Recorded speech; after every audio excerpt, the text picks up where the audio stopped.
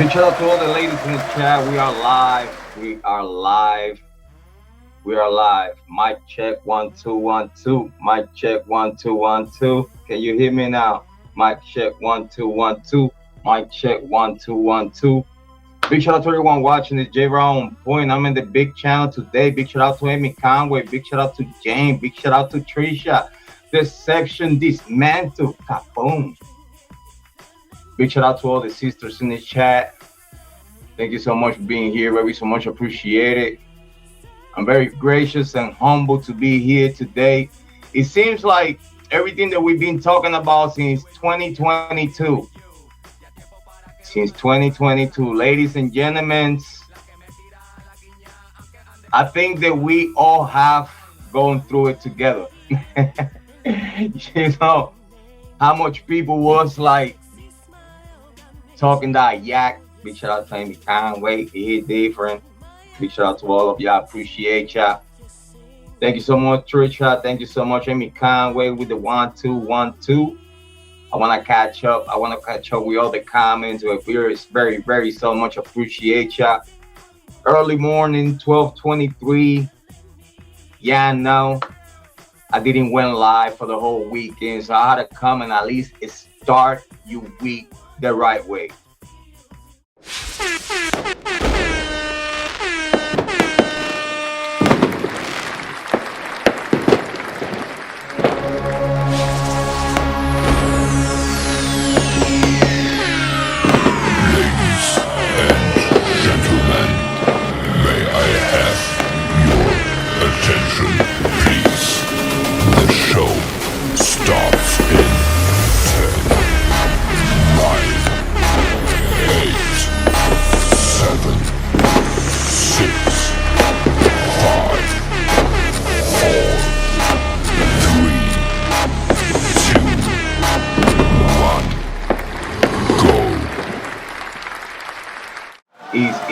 It's nothing like just start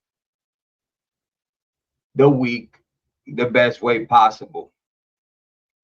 And you see, I think we all went through it far as you see, at least in this community,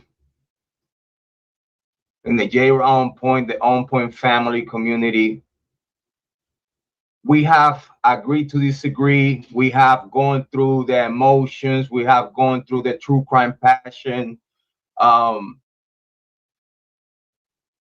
Sometimes it's more disagree than agree, but I love the fact that we stay together and we able to have conversations with each other, even though if at some point, some way, somehow, it was some kind of disagreement somewhere.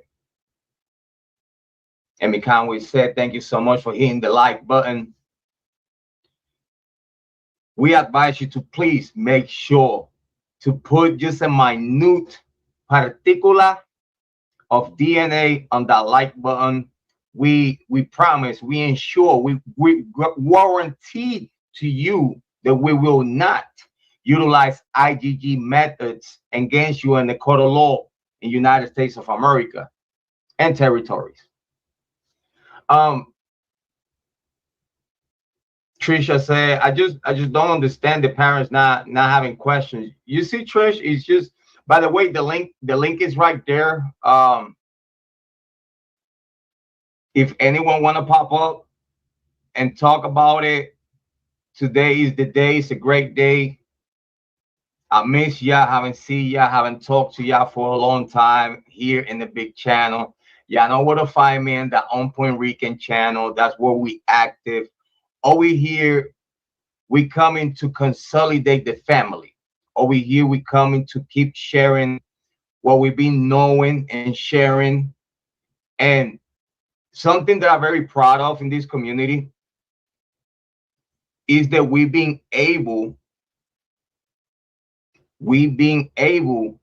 to disagree, agree, and have the tough conversation. That's what I'm more proud of, because I understand the criticism is up the hinges. I appreciate all those moderators that just have stayed with me and trusted me for the past since 2022 in the Kiely Rodni case. I very so much appreciate you from the bottom of my heart. And thanks to you.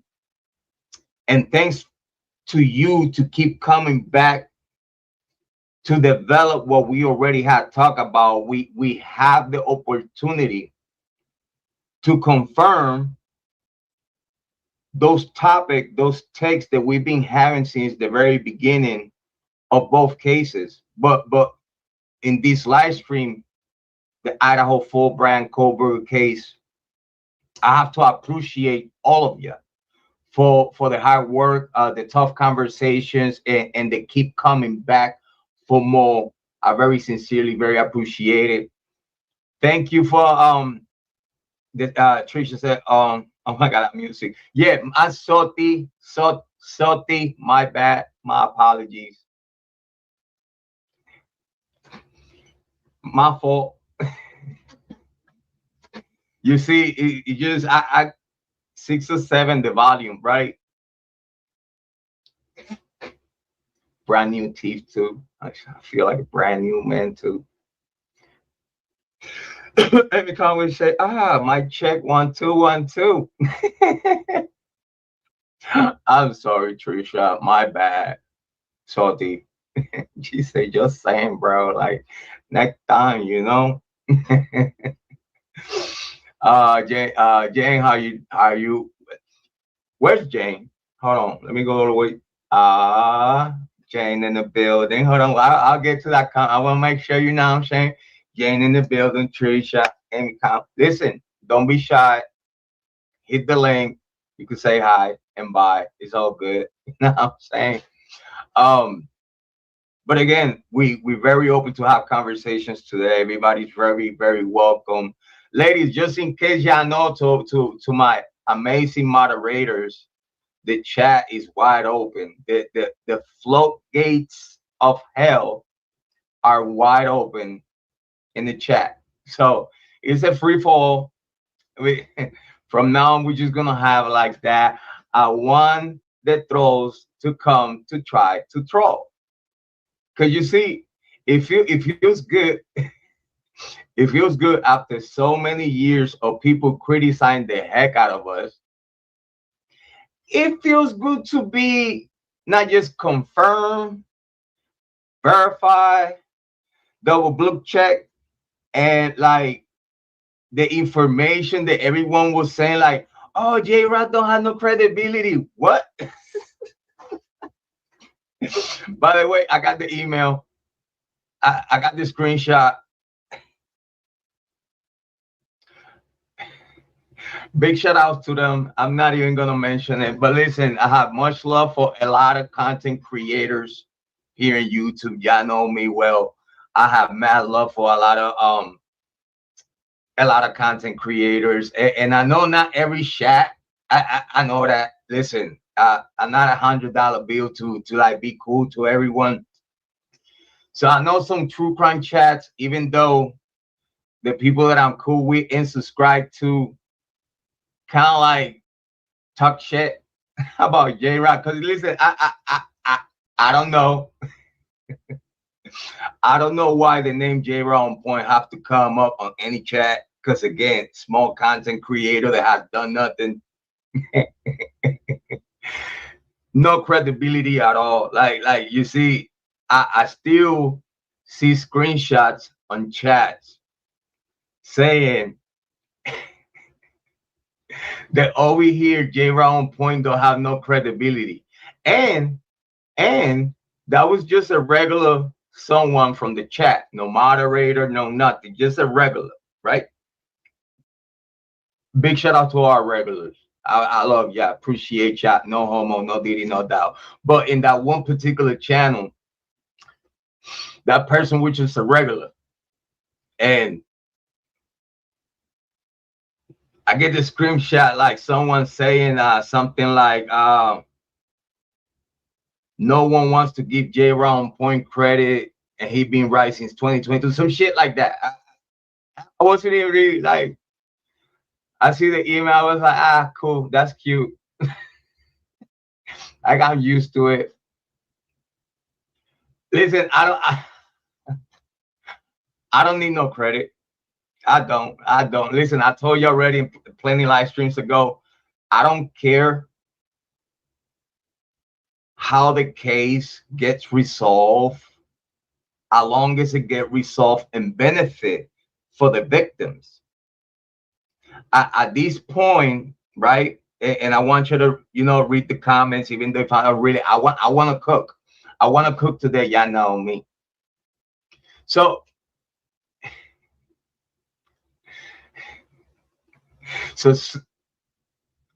the chat, right? So the regular say like, oh, Jrod on point don't have no credibility in true crime. And I'm like, what?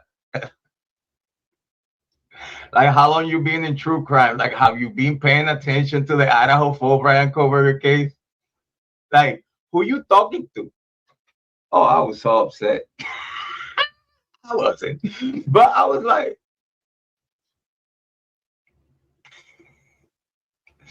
like, that's the love that I get these days for my hard work.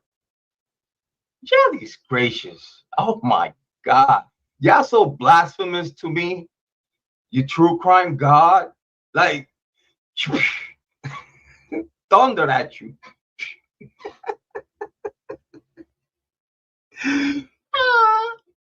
By the way, that there is the link for the that there is the link for the panel. If you want to pop up and say that I don't have credibility, listen.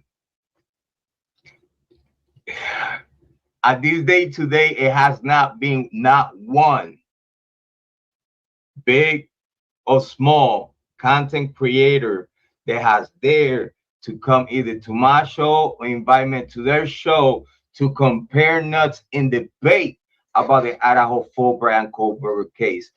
Those that actually invited me to the panel, back then I was so ahead of my time on the information with the Idaho full that everybody was like, yo, how I missed those details. You're right. And da da da da da da da. And as soon as they chat, hear the host giving me props and the pat on the back, right? Here we have those haters in the chat. Boo! Get him off. You don't know what he's talking about. Linda Lane, Linda Lane, Linda Lane.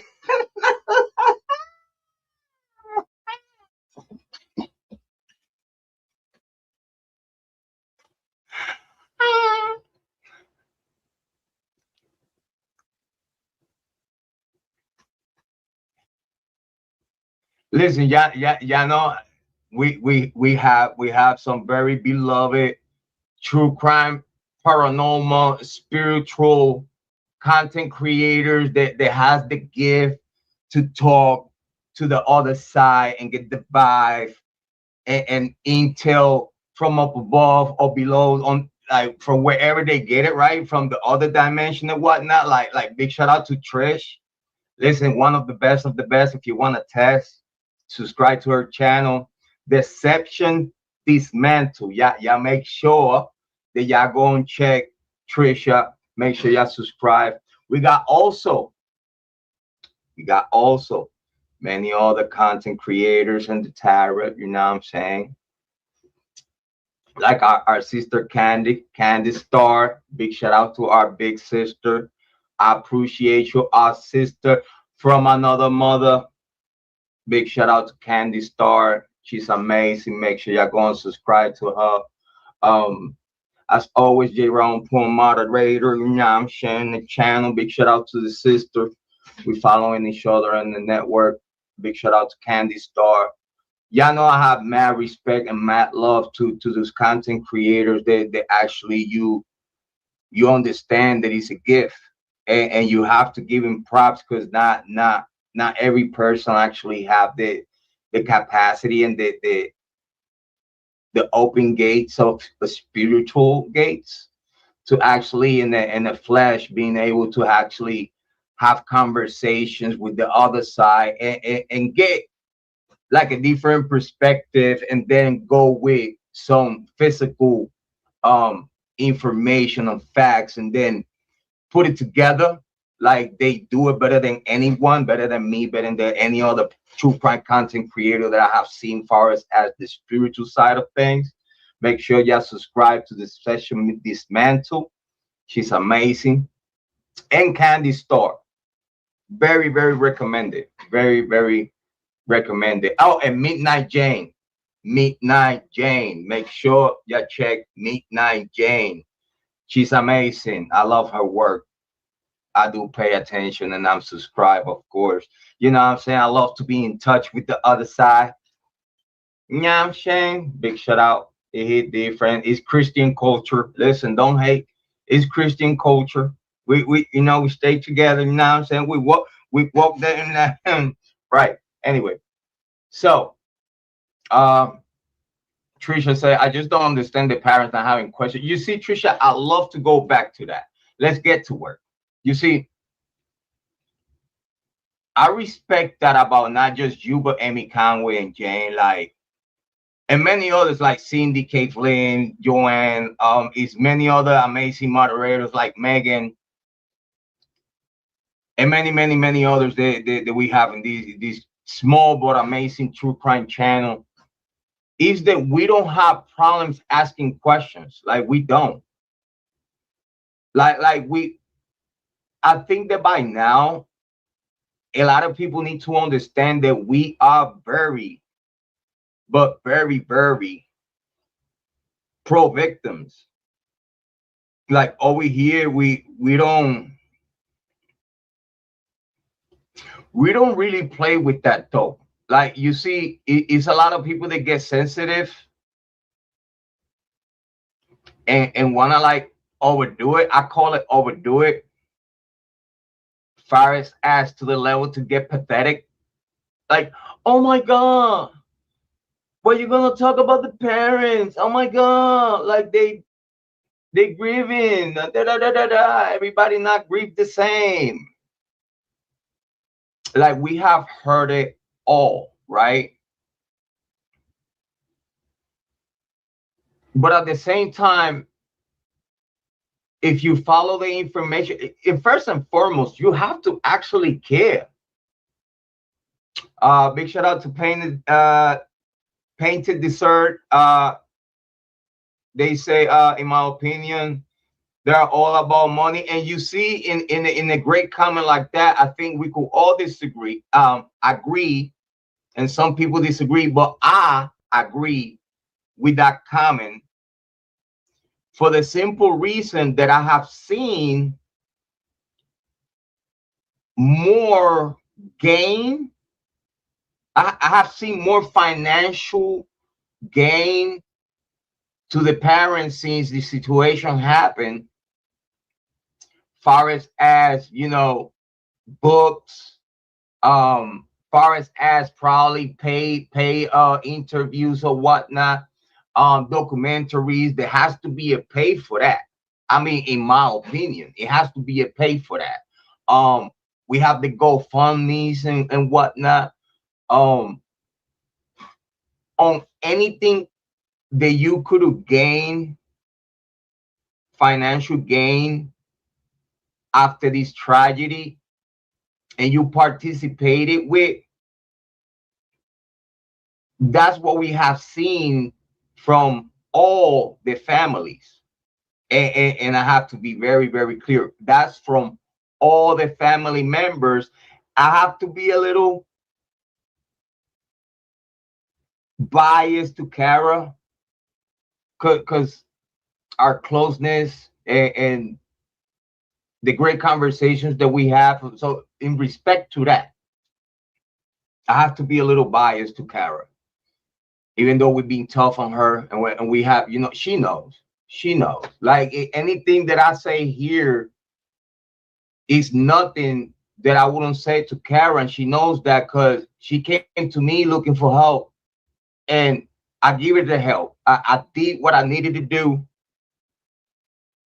to affect the case in a positive way, to actually have conversations with Moscow. Peter, big shout out to Glowy. Thank you so much for being here. I appreciate it. We're gonna get to the comments. Big shout out to Trish. I still think older people did the action.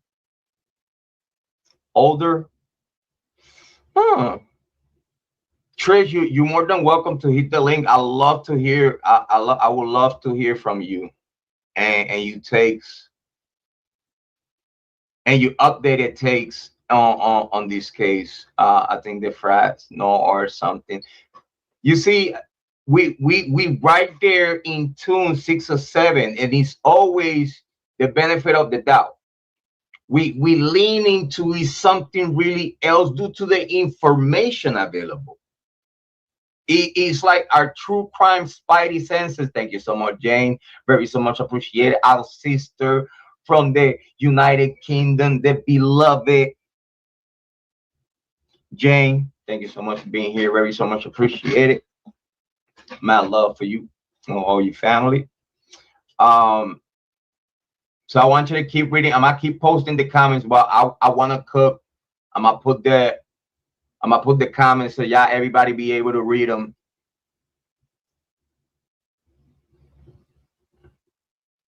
I really don't see how a parent like Kara that is fully in touch with the streets, and I'm talking about the local streets. And you see, when I investigate, I like to talk to the people that is boots on the ground. I don't like to talk to people far as certain conversations. I really don't like to talk to people that he has a 9 to 5, and you have to be like worried about your job and stuff like that. You really don't have time to investigate or true. No, I like to talk to those people that are boots on the ground, like a family member like Kara. Big shout out to her. We're still friends at this day today. I consider her my friend. Okay. And yeah, we're still friends on Facebook. Big shout out to Kara. So Kara is one of those parents that she's boots on the ground in that locality. She knows everyone. She knows everything. She knows it all. She knows who. She knows how. Everything that you needed to know about the streets in Idaho, Kara is the right person to talk to, because Kara knows so many people in those networks that no one else but her has in Idaho. And believe me, when I tell you that Kara knows right now more than the police.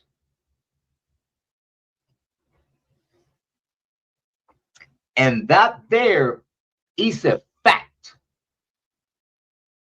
through the conversations that me and her have and been having for a long time. And I still remember, like this day today, I still remember this video right here,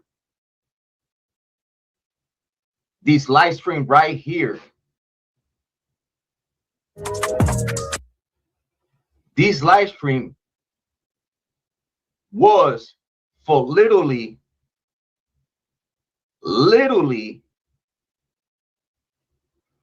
5 hours plus.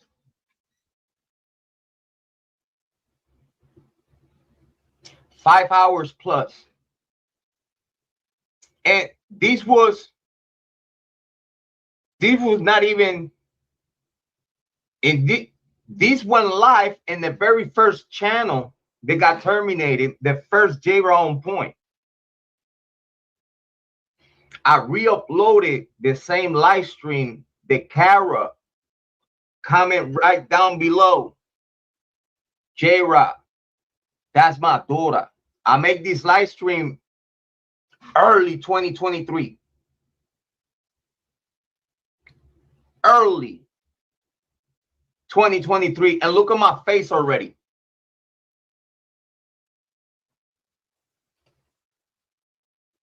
Look at my face already up there. And this is 2023, early 2023, while going through the grub truck footage.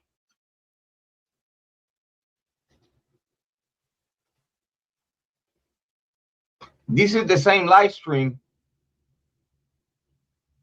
The Kara commented down below, Jrod, that's my daughter, that's her boyfriend, that's her friends, that's her clothes, that's her hair, that's her nose, that's her face, that's her chin, that's her voice, that's her Apple Pay.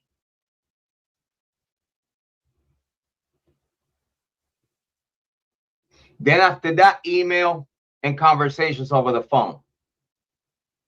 We took it to the next level in the Idaho full Bryan Kohberger case. And thanks to Kara, I got the most precise information that at this day today is coming out. But back then we was already stressing the heck out of that information, including Ethan and Son on the grub truck at the same time, Kiely and Maddie. Moscow PD on a hush hush. Bill Thompson on a hush hush. FBI on a hush hush. You never got the GPS location of Santa. I call bullshit. Kara calls bullshit too. And that there is for a fact. That there is for a fact. I didn't see whoever was in the background. I was more focused on the conversation. If I miss you, pop back. Oh, there you go, Trisha. Trisha in the building. Let's talk to Trisha. Big shout out to Trisha. Hold on a second. Let's see what we got here. Big shout out.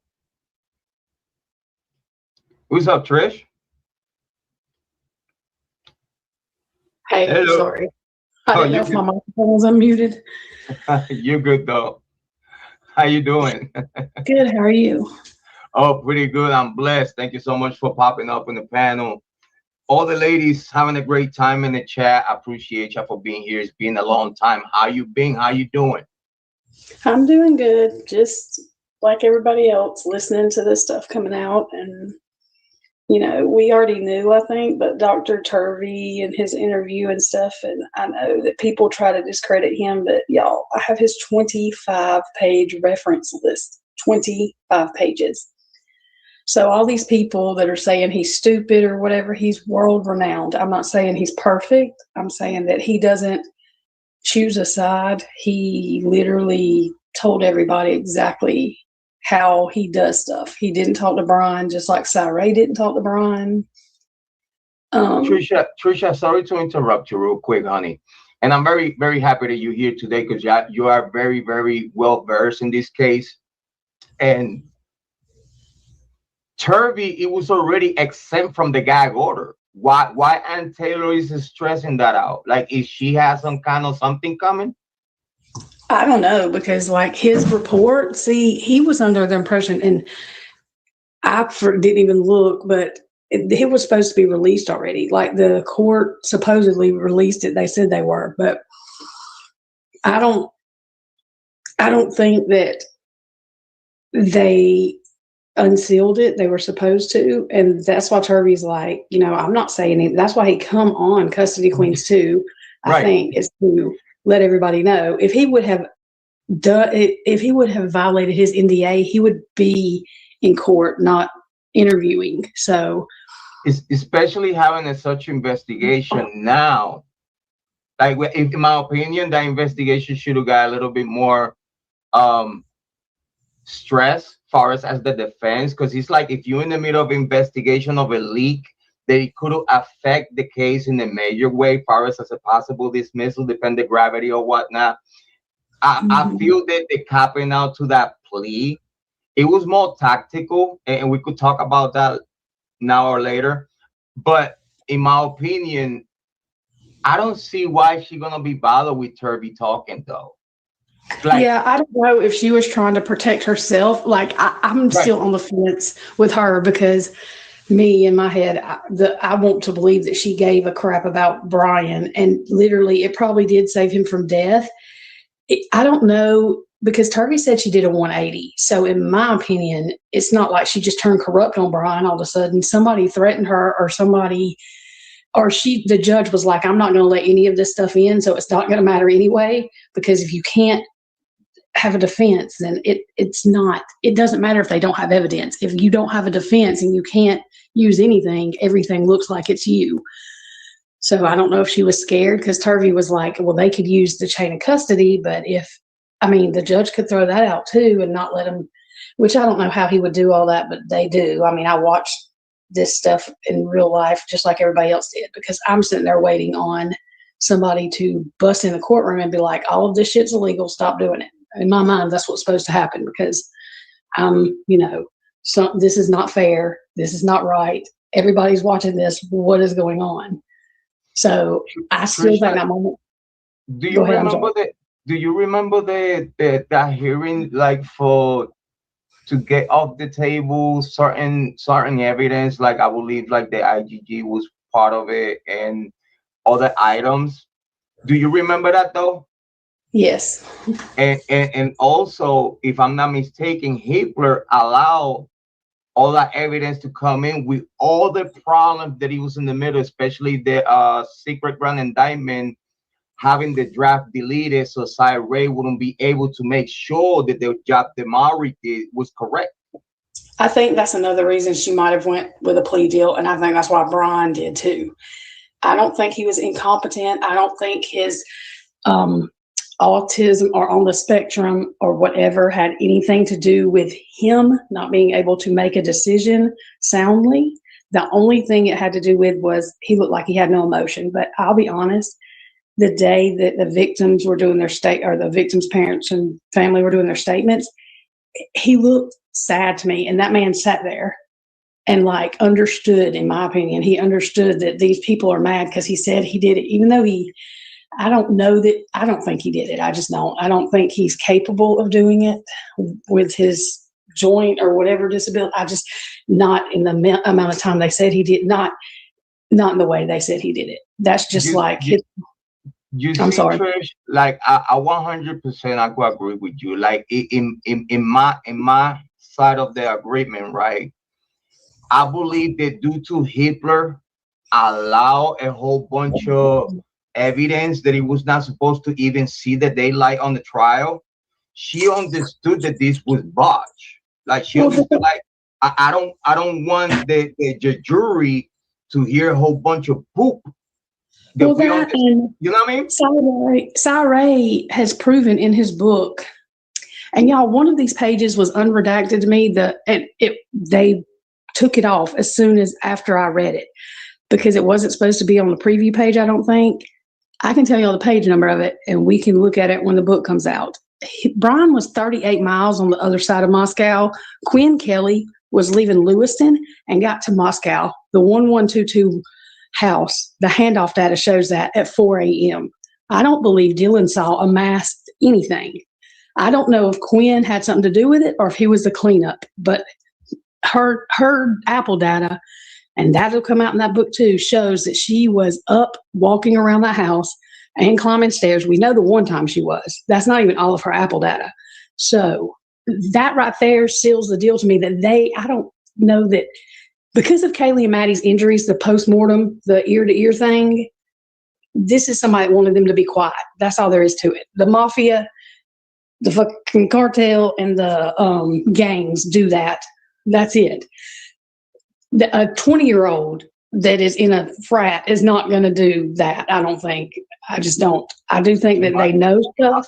in my opinion, if that would be a criminal element instead of going so personal, you see, because those type of wounds are very personal, very rage, very angry. It is the motive behind that is outside of, I believe, criminal elements. I mean, it's criminal having a incident like that. But what I mean is the anger behind it.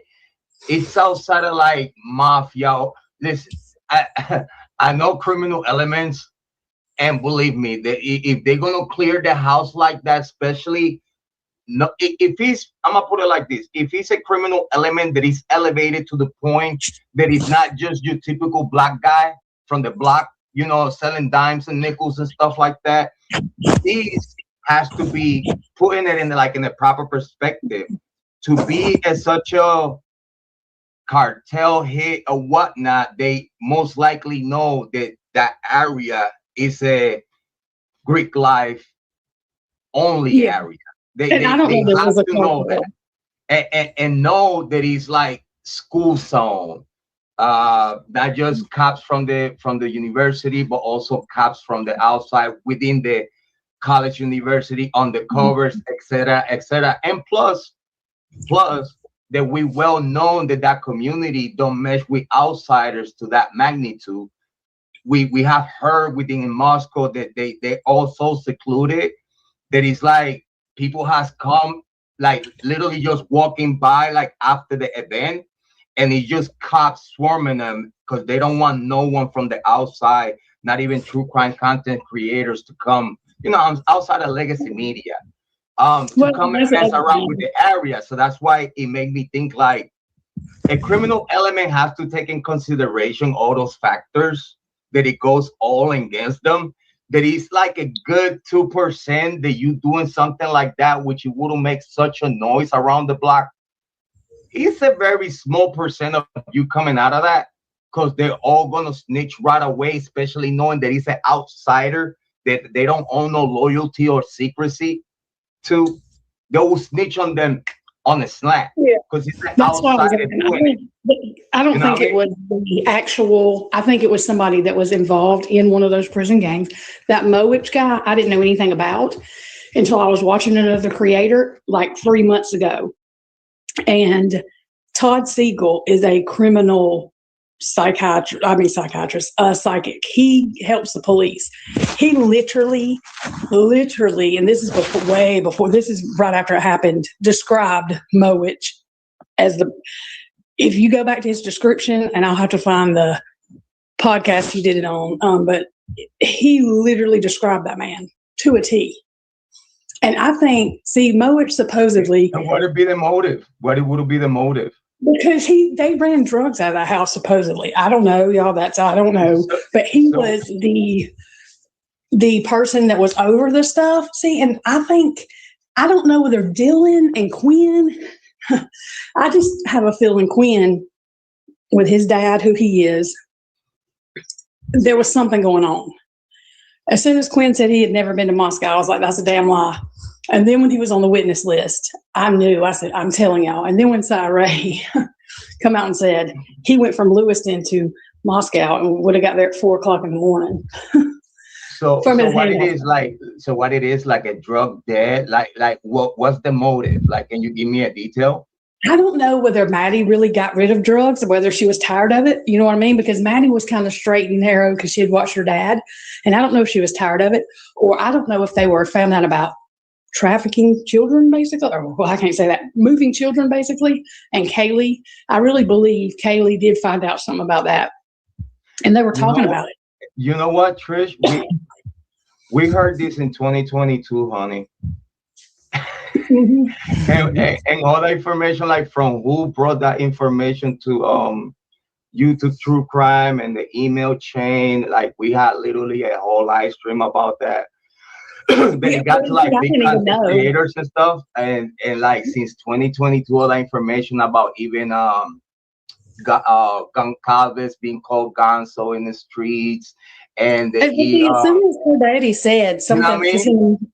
In the middle of something, an interview, he said Kiely was very worried about kids and people moving. He said that in the middle of an interview that was like really weird. As soon as he said that, I got cold chills, and I said, "Oh my God." Yeah, you remember that they were talking about that she was allegedly a CI, like in a investigation, that she loves true crime and whatnot, that it was the possibility of her. I didn't think she wanted to help. kids trafficking type of stuff, something like that. And see, I wonder if the college was involved and she started finding out, and that's, y'all, this is all speculation. That's all we can do. Right. But no, I mean, and I love having these conversations with you. I really love having these conversations. That it is something of that nature, because post-mortem wounds ear to ear, that isn't, I mean, I don't even care if college kids did do it. They were still talking about something that they didn't want them talking about. That's just, that sounds to me. You gotta hate the beauty of that person for you to do that. Yeah. Like you want to mutilate. You see, this is what I'm trying to let people know, right? It's messing with their money, and when you mess with people's money. You see, the angle of money. I remember even the people saying the Bethany and Dylan parents paid the debt, and they still came and killed them. You see, all that stuff and the drugs flushed to the toilet, all that. We already have talked about all that, and it always ends in nowhere. Like, again, when you go back to the totality since day one information, because I don't know if you're fully aware. Everybody's missing out that Jack DeCoe was the suspect number one, and the investigation stopped nowhere as soon as they brought the name Bryan Kohberger out. Like, do you fully aware of that? I think Kiely's ex-boyfriend, I think they tried to set his ass up to come to that house so they could blame him. I do believe that. So? You think so? Yeah, I do. So you don't think, okay. So do you know anything far as like their troubles and issues as a couple, that it got to a point that it got violent? Like, do you have heard anything about that? No, I haven't. And it might have, but I just don't think he would. I'm not saying he's a pussy or a wuss, but I kind of am, I guess. I don't think he would still be. I think he would have lost his mind if he would have done that. I think he's a preppy boy. I just don't think he. Okay. I think he's more. Right? I'm not saying he's stupid, but I think he's naive about a lot of things. But I think that he might have known that they were supposed. I can't figure out whether it was supposed to be a shakedown that went wrong, and those people got mad. For whatever reason, more mad, and worse stuff happened. I think all four of them were a target for one reason or another. All right. But I mean, but I think it's two different crimes too. Like, I think it's the one upstairs is different from the one with Zan and Ethan, which I can't figure out. I can't explain why. I mean, well, clearly why, but yeah, they had to. Okay, if Ethan died on that bed, they didn't die over no Adderall, y'all. I mean, that's just not. It's not. That's not it. But what would you think, Trisha? You are very spiritual, right? And you're a parent too, right? Yeah. So we all parents here, right? So we could all agree that, let's say, for example, everybody floods the Moscow PD tip line with nothing but Jack DeCoe and friends tips, and Jack DeCoe was the suspect number one since day one, and day two, Olivia Goncalves was already bowing for him, like, oh, we believe 1,000% that he didn't do it. Everybody needs to stop the gossiping and whatnot. He didn't have any marks on him, you know. Like, that doesn't give you the heebie-jeebies? No, and who said that? Yeah, I mean, yeah, it does, but the reason it didn't is because Goncalves by now, Trisha. Do you honestly believe anything that Goncalves tell you? Well, no, but I could see Jack D. Like, I could see him, and like even when I watched the body cam, I think he may know something. I don't think he knew exactly what was going to happen. I think he knows a little bit, just like all of them knew a little bit here and there.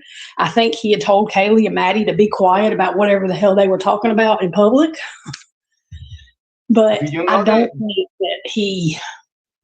Do you know that what the Goncalves said, that they brought Jack DeCoe to their house to do a butt naked to check him out? He went to their house. It was never confirmed by the cops, never confirmed by the DA. This is interfering with the investigation just in low basis. And also, because remember, he was the suspect number one. Yeah, which they were going to make him suspect number one, because that's what they always do. The ex-spouse or whatever is usually, and he was close. So that was never either confirmed or denied by the prosecution. So, and then when the mom came out of nowhere saying like, oh no, he didn't came in like right away. He came in like a week after. That literally, she said that on the Drunk Turkey show. Oh yeah, they changed all kind of shit. She contradicted like that whole story that he didn't have no marks on him, and the only people that couldn't know that it was the cops because they check him out right away. You know what I mean? And that's all on the seal. You know what I mean? Yeah, and I don't hold that against Jack. I hold that against Kiely and his parents because they did that on a lot of crap. Just like they said they saw Kiely and Maddie walking the dog outside. They didn't see that shit. I don't know why they said that shit. I have no idea why. This shit. I mean, in my mind, they got to be threatened too. The other kids are threatened. I mean, I don't know. Maybe they just losing their mind. I don't know. Trisha, how can we have Brett Payne saying that he saw the car doing a 3-point turn in front of the yard of the 1122 when there's no camera to confirm that? Well, we know Brett Payne's a damn liar because he also get him, Trisha. Get him. He also works for the college now. If y'all look at where these people are now, yeah. I mean, yeah. Also, I do also think that they threw that man in a. And see, even the cop that went in, y'all, that cop that went in, I didn't realize he was 24 years old. The first cop, Nunez or whatever his name is. The one that ran upstairs. The one that ran upstairs. The one that kept on saying fuck. He kept on saying fuck. And I believe he was literally, it fucked him up. I believe that because that man was like, oh, what the hell? It has to be traumatic, though. It has to be and he's only 24 years old. And where he messed up at, I don't think it was on purpose. I think that he was that fucking traumatized and nobody was there backing him up. And he was trying to figure out what the fuck to do because he didn't know. And that man, you could clearly see on that body cam, that man needed help because he was like, what? Is that, you see, remember, this has not happened in that area for years and years. Like, you're not expecting get a call of youngins. He thought it was an unconscious purpose. He thought he was going into like even an overdose if they weren't breathing. But what he walked into was slaughter. And you can hear it in the man's voice. Like he was breathing didn't hard. know what to do. And I don't think he had enough backup, like because he was trying to tell these people, just like they're giving him a hard time about the knife with Hunter. He had so much going on. I understand he should have. He also should have backup doing that too, because he was so just like, what the fuck? And they didn't even know. I know, but they were not in that situation. Him being that young, he probably hadn't been on the force that long. And somebody should have said, okay, we need to, because he's telling the other guy, I can't remember who it was, he's trying to tell him, and you can hear him stuttering, just saying, it's just bad, it's bad. At that point, they just didn't have urgency to me. You know what I mean? He's like, it's bad. And they're just like, oh, well, I don't think it was right the way they did that man. Trisha, you have studied this case like more than a lot of people that I know. And what's your heart or heart? Like, let's put the BS to the side, right? Because we always sometimes like to just jippy yap it. But what's your heart in this case? Like what you think is the closest possibility due to the information that not just from the court or whatever or you have studied. Yeah. I would love to know your take on this. I have no idea to tell y'all what happened. I can speculate, but I can tell you how we can find out. Dylan Mortensen and Quinn Kelly. And I have chills when I say that. If we're ever going to know what happened, and when Cy Ray's book comes out, y'all will see. That's how we're going to know, because they know. I think they had cleaned up that knife sheath. We know, was placed. It was brand new. Looked like they know. They know. I'm still on the fence with Bethany because I think she was kind of didn't know everything was going on. I think she was trying to get answers from Dylan, and Dylan was appeasing her. You know what I mean? Trying to keep her from knowing exactly. I think Bethany was. And then she was threatened, you know what I mean? Like, well, now you've seen them, now you know you can't, because she's not come back to Moscow, period. That girl won't come to Idaho. Trisha, just think about it. They're so young and going through such a situation like this. Like, yes. you see, like in the only way you wouldn't be worried about dying yourself is if you are in it and part of the whole scheme. That's right. But, Because see, but Bethany's impact statement, even though it was written, she described Kiely. If y'all listen to the difference in her and Dylan's, she told where she slept in her parents' bed for 3 months. Dylan said she was traumatized. She didn't go into that much detail. Bethany literally described how her parents had to check her under her bed. That's why I believe Bethany, the traumatized, more than I believe Dylan. I hate to say it, and if I'm wrong, I'll say it. I'll apologize, but do you remember? Do you remember that conversation from a alleged friend of her that I think, if I'm not mistaken, Lana was talking about it? The She was listening to a video of a friend, of a close friend, immediate close friend with Dylan, and I think it was like the boyfriend of Dylan's like best friend or whatnot within the circle. Yeah. And hi, Kathleen in the building. Guys, by the way, before I continue, make sure everybody go and subscribe to Trish. I'll put the link on the chat. Make sure, please, Amy Conway, if you can, or Jane, whoever you can, already share Trisha's link for her channel for everybody. Go and subscribe. If y'all could do me the favor again, I will appreciate you. Big shout out to Kathleen. Big shout out to Amy Conway. Big shout out to Chloe. Big shout out to everyone watching. Big shout out to Payne the Dessert. Big shout out to School Manati in the building. Yay.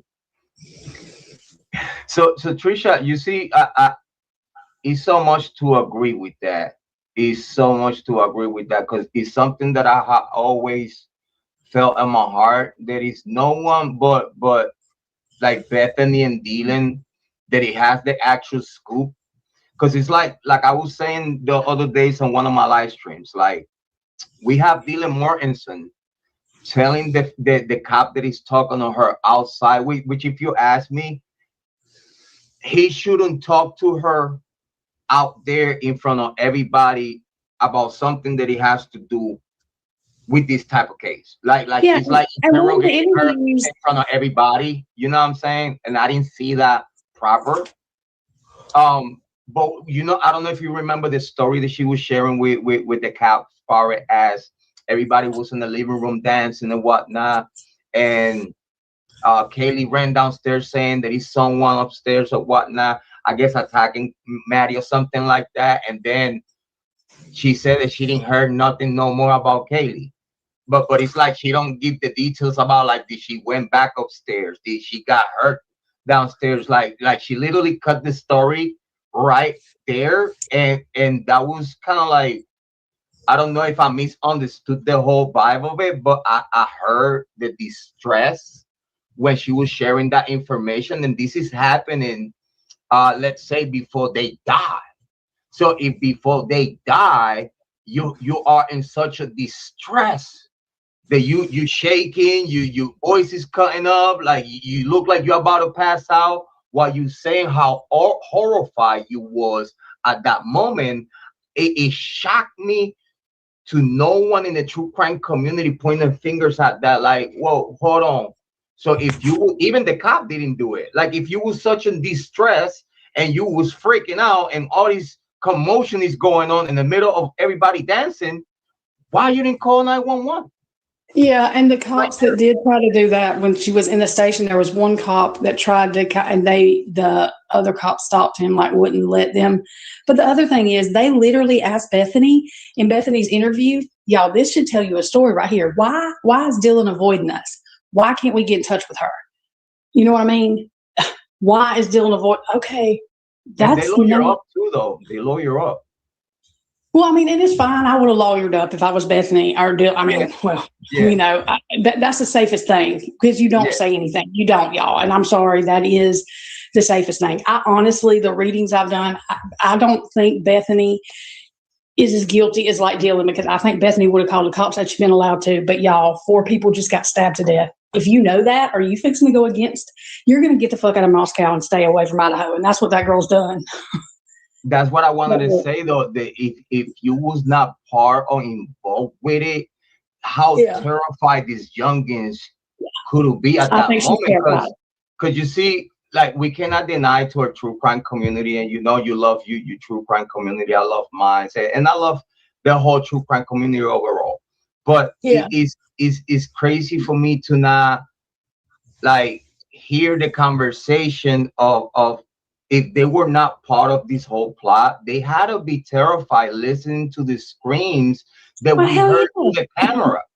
Yeah. And y'all, if that was okay, listen to me. Maybe that wasn't at that house. I don't give a shit where it was. Wherever that was, those police need to go investigate because that's not a fun part. So and you know what? And the detail, I don't know if you could you see. I like to torture myself, Trisha. I'm just like, it's true crime. I have to torture myself listening to stuff that sometimes I don't even want to hear. But I have listened to those screams, like to the goosebump part of my life goes numb. It don't even matter what they're saying. I mean, it does matter what they're saying, but scream what they're saying. Those screams tell a lot.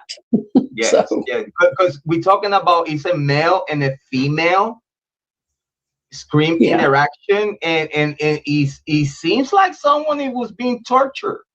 It seems like somebody that saw something that was like worse than on any scary movie. That's what I'm saying. If they're wanting to say that wasn't at that house, okay, y'all better figure out where it was because they weren't having fun. Whoever they're wanting to say. That's not fun. And you know what's crazy though? That if you put those same screams on the AI will tell you which movie and on everything. And at this day to date, the cops cannot even tell you, this came from this movie. Yeah, the FBI could put that through the AI machine that they got super duper computer they have. They could run those screams to see if it comes from any in the media. And hear some of these creators say that the FBI handed them Bryan Kohberger on a platter. They sure as hell did. They sure did. On an illegal platter, on a fucking not enough evidence platter, on a let's build your evidence around this suspect instead of let's figure out. They were like, we got them. They were pushed because the university, you know what I'm saying? It wasn't, I don't think it was just all corruption.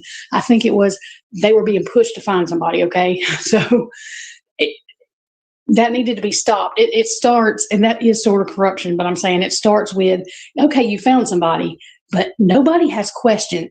Okay, the other thing is, every one of their friends except Emily, I believe what Emily said, and there's another one, maybe it was Josie, said, no, it was a dude.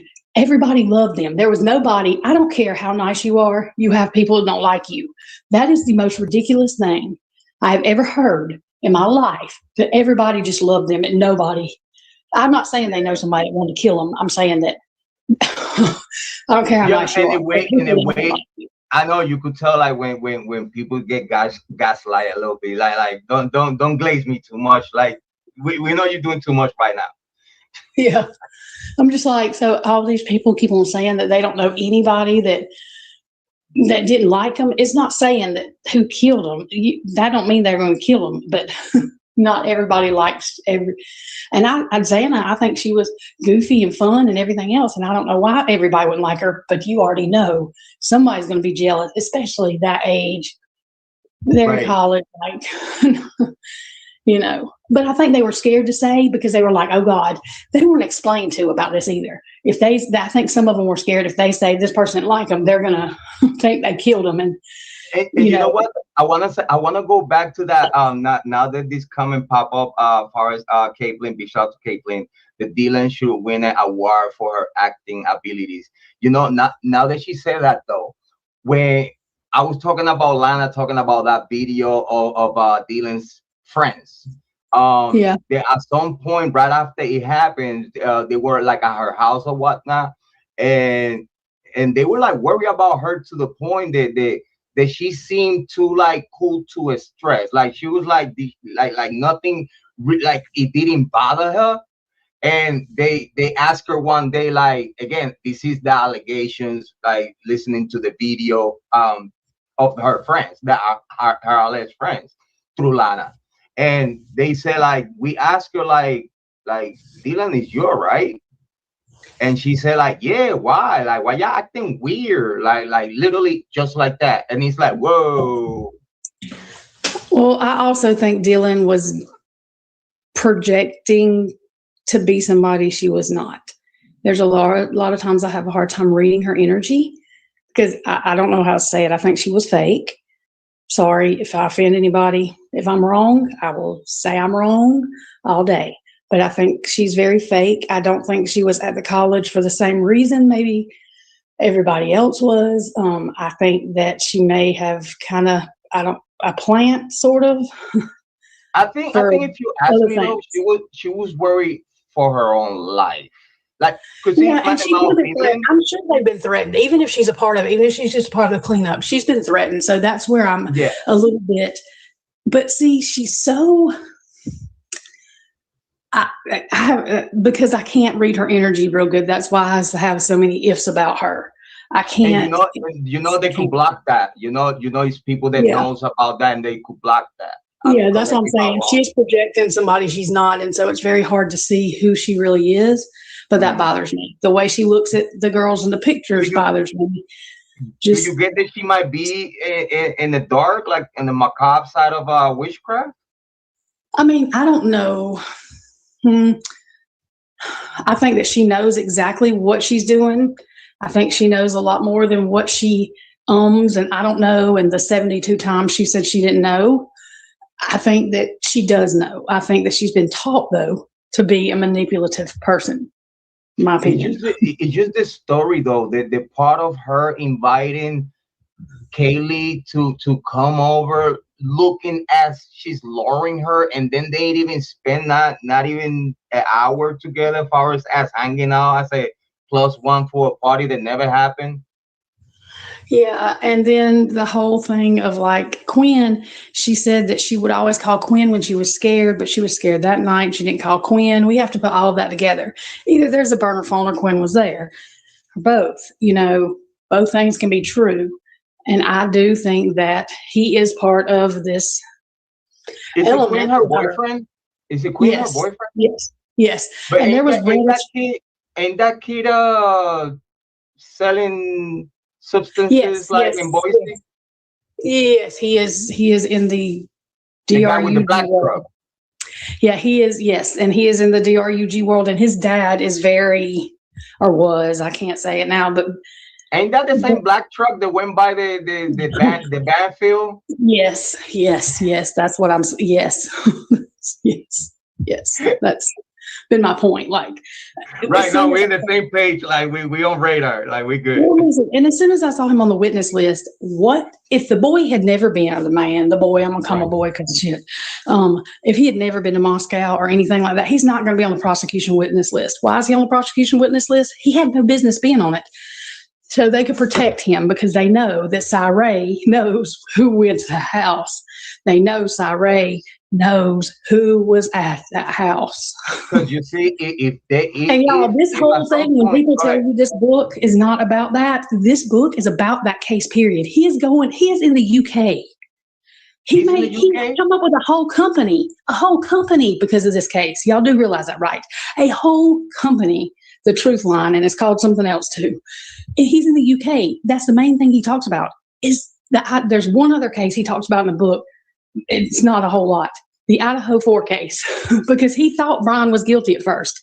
People think that he still thinks Bryan's guilty. He does not think Bryan's guilty. I don't know if he thinks he's guilty. What he says, he's factually innocent, just like Brent Turvey did. But because in my opinion, I feel that the Hitler did him wrong. Hitler was part of the liability.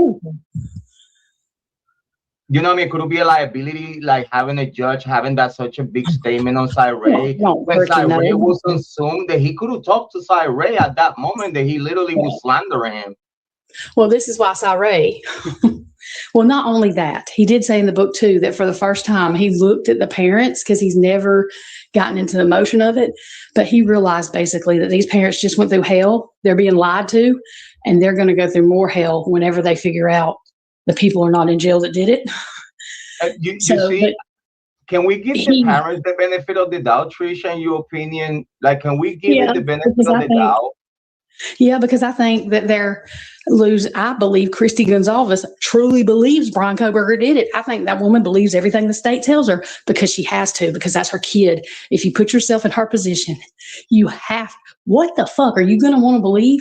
Everything else, you're going to fight that. But then when she can't anymore, it's going to be a bad day. I mean, because you wanna trust the state is speaking on your child. Yeah, there's 4 kids dead. Y'all have to look at it this way too. In their mind, in her mind especially, I'm talking about her only. In her mind, there are 4 kids dead. There's no way they're going to lie about this, y'all. It doesn't matter what anybody else is trying to tell her. She's losing her mind. And when this comes out, I agree with you 100 to the 300% on that, because you see. And I know her and Kiely fought.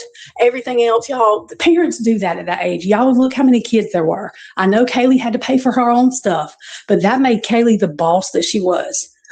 That made Kiely the independent girl that was going to be okay and survive in this world. That's what that made. They probably did fight. They probably did fight, but I don't think she hated her mama, and I don't think her mama hated her. I just don't. Olivia, she gets on my nerves. I think she was jealous of Kiely, and so I think she's got a lot of guilty conscience. In my opinion, I agree with you. I think Olivia's got a lot of a guilty conscience, and that's why she's doing what she's doing. You know. I mean, think about it. Like, how can my sister be best friends and sisters with someone that is not her blood, and we I don't think that's what it was. Like, I think they love Maddie. Because like her little sisters, they killed me with the stories they said about Maddie. They loved Maddie. But I think Olivia was jealous of Kaylee's figure, of Kaylee's prettiness. Not that she wasn't pretty, but sisters do that. Brothers do that. That's just like Ethan's brother. I think Ethan's brother was a little bit jealous of him. I don't think that he had anything to do with his brother dying. But I think he was a little bit jealous. Thank you for that, though. Thank you for that, Trisha, because I felt the same thing. Due to the information far as the intricacy with Hunter's cell phone, like your cell phone was fine, and right after around the time of death, then your phone is destroyed, and that made me think like, dude, why you did that? You know what I'm saying? Like, your phone was fine, like you literally they talked to you few minutes before the phone got destroyed, dude. Like, what you doing? And we don't know that somebody didn't do that. You know what I mean? Like, I think his brother was in shock. I could tell that at the, just like Maisie. He probably broke it, like getting to know that his brother was there. He just smashed his phone. Well, I mean, and they may have found out the night before. Well, Hunter can't tell nobody that, y'all, because they've probably been threatened. Even if they found out before, these kids cannot, like Hunter and Maisie, they can't. And I think Ethan's mama was mad because she's like, this motherfucker, whoever did this took one of my kids. We're not going to live scared. We're not going to live and not go back to that school because But don't you see Mama Chapin like too detached, like emotionally from it, or is because if you listen to the interview she did, they went back to Moscow every weekend. Every weekend, when they dropped the kids back off for that whole year, they went back to Moscow every weekend and spent the whole weekend so that the kids were there, had their motel or their cabin, whatever they rented. So that way she knew they were okay because she was scared. People have missed that interview. And I'll send you the link to it. And you know what though? I like having the Sigma Chi embracing both of them, like the twins at this point, because they lost Ethan, rest in peace. Yeah, because I don't think all of them are guilty of. I don't think they know what they chant. I don't see even though Ethan had that fight in Sigma Chi with Lush.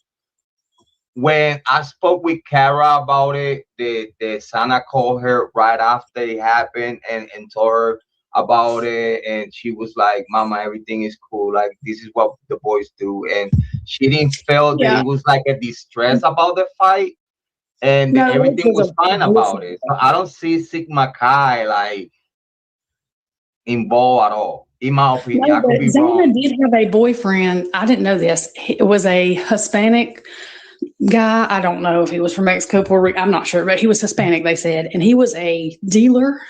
He got kicked out of the fraternity for all that. I can't figure out who this kid is. What was the name of the fraternity of Scott Green? Hold on, I got to ask real quick. Yeah, he's gross. And any of those parents where those kids are calling that man daddy and they don't have that's fucking gross. I can't. What was the fraternity of Scott Green. Scott Green. And Hunter Johnson, there's something he knows or something, or because that boy looked, I don't know, he looks awful. He looks stressed. Like he literally looks stressed, and that's Hunter the neighbor, right? Yeah, he said he was Ethan's best. I don't know, whatever. They were friends. I'm gonna put the name of the fraternity here on the chat, ladies. It's Kappa Sigma, and this is, if you ask me, due to the Jack Decor is on Kappa Sigma also. I want to say his alibi, it was from a Kappa Sigma member. And his alibi due to the is a friend and also a fraternity member in the same fraternity together in court on the Idaho court of like what you might call it, like alibis in the alibi rule. Like there's something wrong with Hunter Johnson's story anyway, because if you listen to him and you listen to Emily's, you cannot count on friends or neighbors or family members to vouch for you or whatnot. So literally, he didn't have no alibi, and they were complaining about Bryan Kohberger's alibi. So Jack Decor didn't have a substantial alibi, and then the investigation stopped in the middle of it all. As soon as the name Bryan Kohberger pop up. But there are more, and even with Jack D's, he didn't have as many inconsistencies as Hunter Johnson did, because if you listen to Hunter's interview, he said they said he went to bed. He said he went to bed, yada yada yada. Emily literally.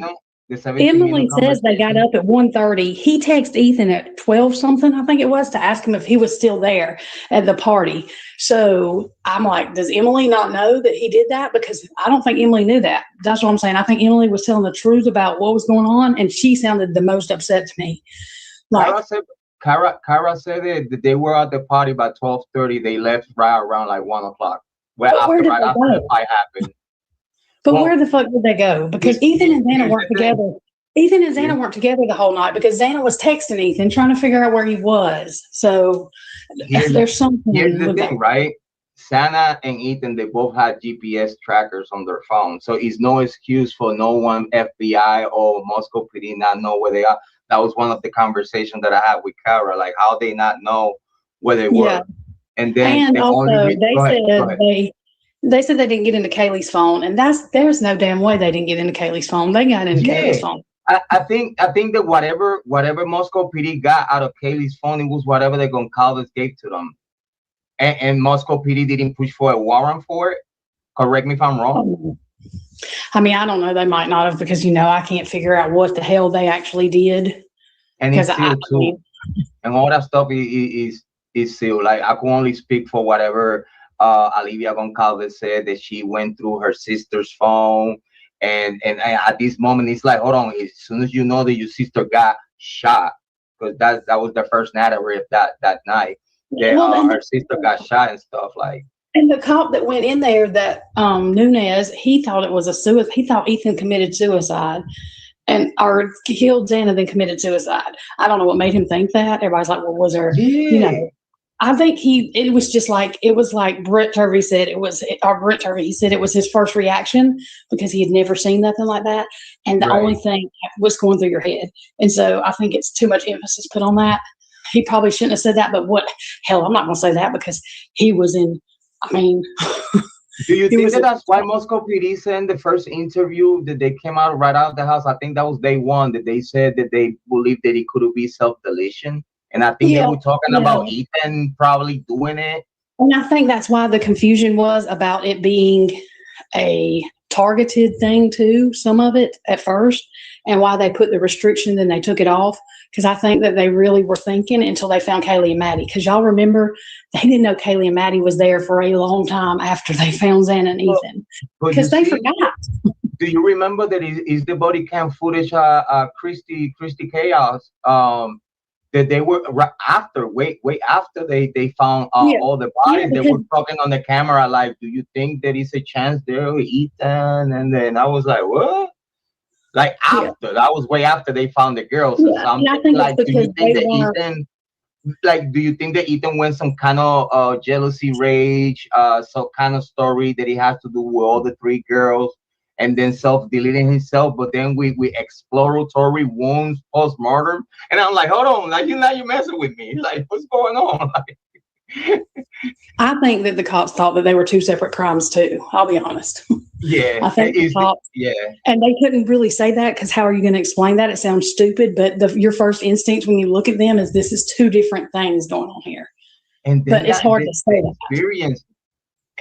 Actually, Trisha, I wanted to ask you: have you heard about the side of Captain Bennett being the lead detective in the beginning, right until Bryan Kohberger, Warren, that then they allegedly, again, I don't know nothing about this, but I know that Captain Bennett was the liaison between the families, the college, and I didn't know who it was. I didn't know who was the other person, but I know it's like Brett Payne got thrown in that position for some reason, and I couldn't figure out why. So I figured there was something. There was somebody else. I'm looking into that though, because Captain Bennett was showing on the press release for a very long time. That's even they threw Brett Payne under the bus. I mean, I think that they threw Brett Payne in there to happen exactly what happened. I don't think he knew what he was doing, and they knew that. And they knew that on the stand, he was going to say what was repeated to him because he didn't even know he was going to be in charge. You know what I mean? I think he was like in shock. To me, that's the way it looked. He was kind of like, what the fuck? Okay. I mean, I think it happened exactly the way they wanted it to happen. And you know what, Trisha, like I tell you honestly, like the angle about the criminal element about this case, believe me, I have tried to give it so many times, again, the benefit of the doubt. The only thing that it has kind of like taken me away from that is the source that I got it from.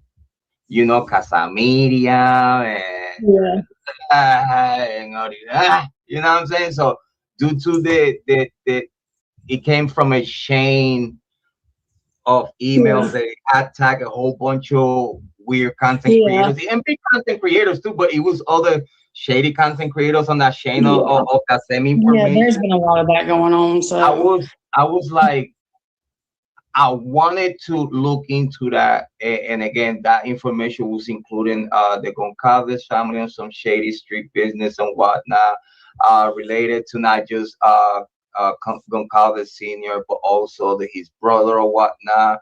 It was a lot of information flowing out there that I did look into it, but I really hit a wall with it, and then I was trying to listen to what Jay and Bree was talking about. He was blaming Kara a lot for what happened to her daughter. Yeah, I don't think it's Kara. I don't, because Xana and Kara didn't even have a relationship whenever this happened. Xana wasn't talking to her mama really. So they talked that same night though. Like it's on record. I mean, I think they talked that same night. I think she talked to her some, but I think Kara lied a little bit about when she had talked to Xana last, because that's come out. I mean, I believe she didn't want people to think that they were talking. I want to believe that every child loves their parents. Well, I think Xana loves them. It don't matter. Like, for example, I'm gonna put it like this: my dad abandoned me a week after my mom, after they got divorced, and my mom died a week after they got divorced, on a scuba diving prom. Like, she graduated from scuba diving, and unfortunately she had a defective oxygen tank, and she was into too deep. By the time she realized it was not oxygen, she literally floated dead. So the whole point is that even though my dad, after he divorced my mom and she died, he knew that I was 2 years old, and he abandoned me at my uncle's house. And my grandma had to come and pick me up because my uncle couldn't take care of me because he already had 2 daughters. So, and all that was done in a hush hush. And even though my dad backstabbed me when I was 2 years old, at this day today that I'm about to be 50 years old, I still love my dad. Like at the end of the day, that's the man that brought me to this earth. And even though he fucked up, I gotta say that if I ever would have the chance to have a relationship with him, I would love to. But I have the feeling of the abandoned son. You know what I'm saying? That I believe that it don't matter how fucked up my dad was, or at this day today, he's a better man. Like that's right. And I think this is what I got from Xana. Xana loved her mama. Her mama disappointed her a whole lot. And so Xana was doing what people do when that happens and just stepping back, you know what I mean? And not giving her mama the permission to hurt her. But when Xana died, I'm trying not to cry when I say this. Because whenever Xana passed, she was able to see the higher perspective, and she knows that her mama's problem was not because she didn't love Xana. It's because she didn't love herself. And all Xana wanted to do is like let her mama know she was okay. And Xana sees the higher perspective now and understands.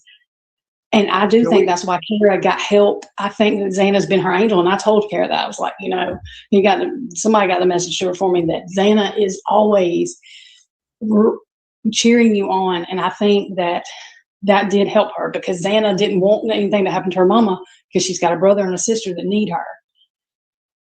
Can we agree that Kara is fully aware what's going on in the streets in Idaho? Yeah, I think Kara knows more. I don't think she knows everything, single thing, but I think that because I don't think they told her because she was a lower level. She was a user.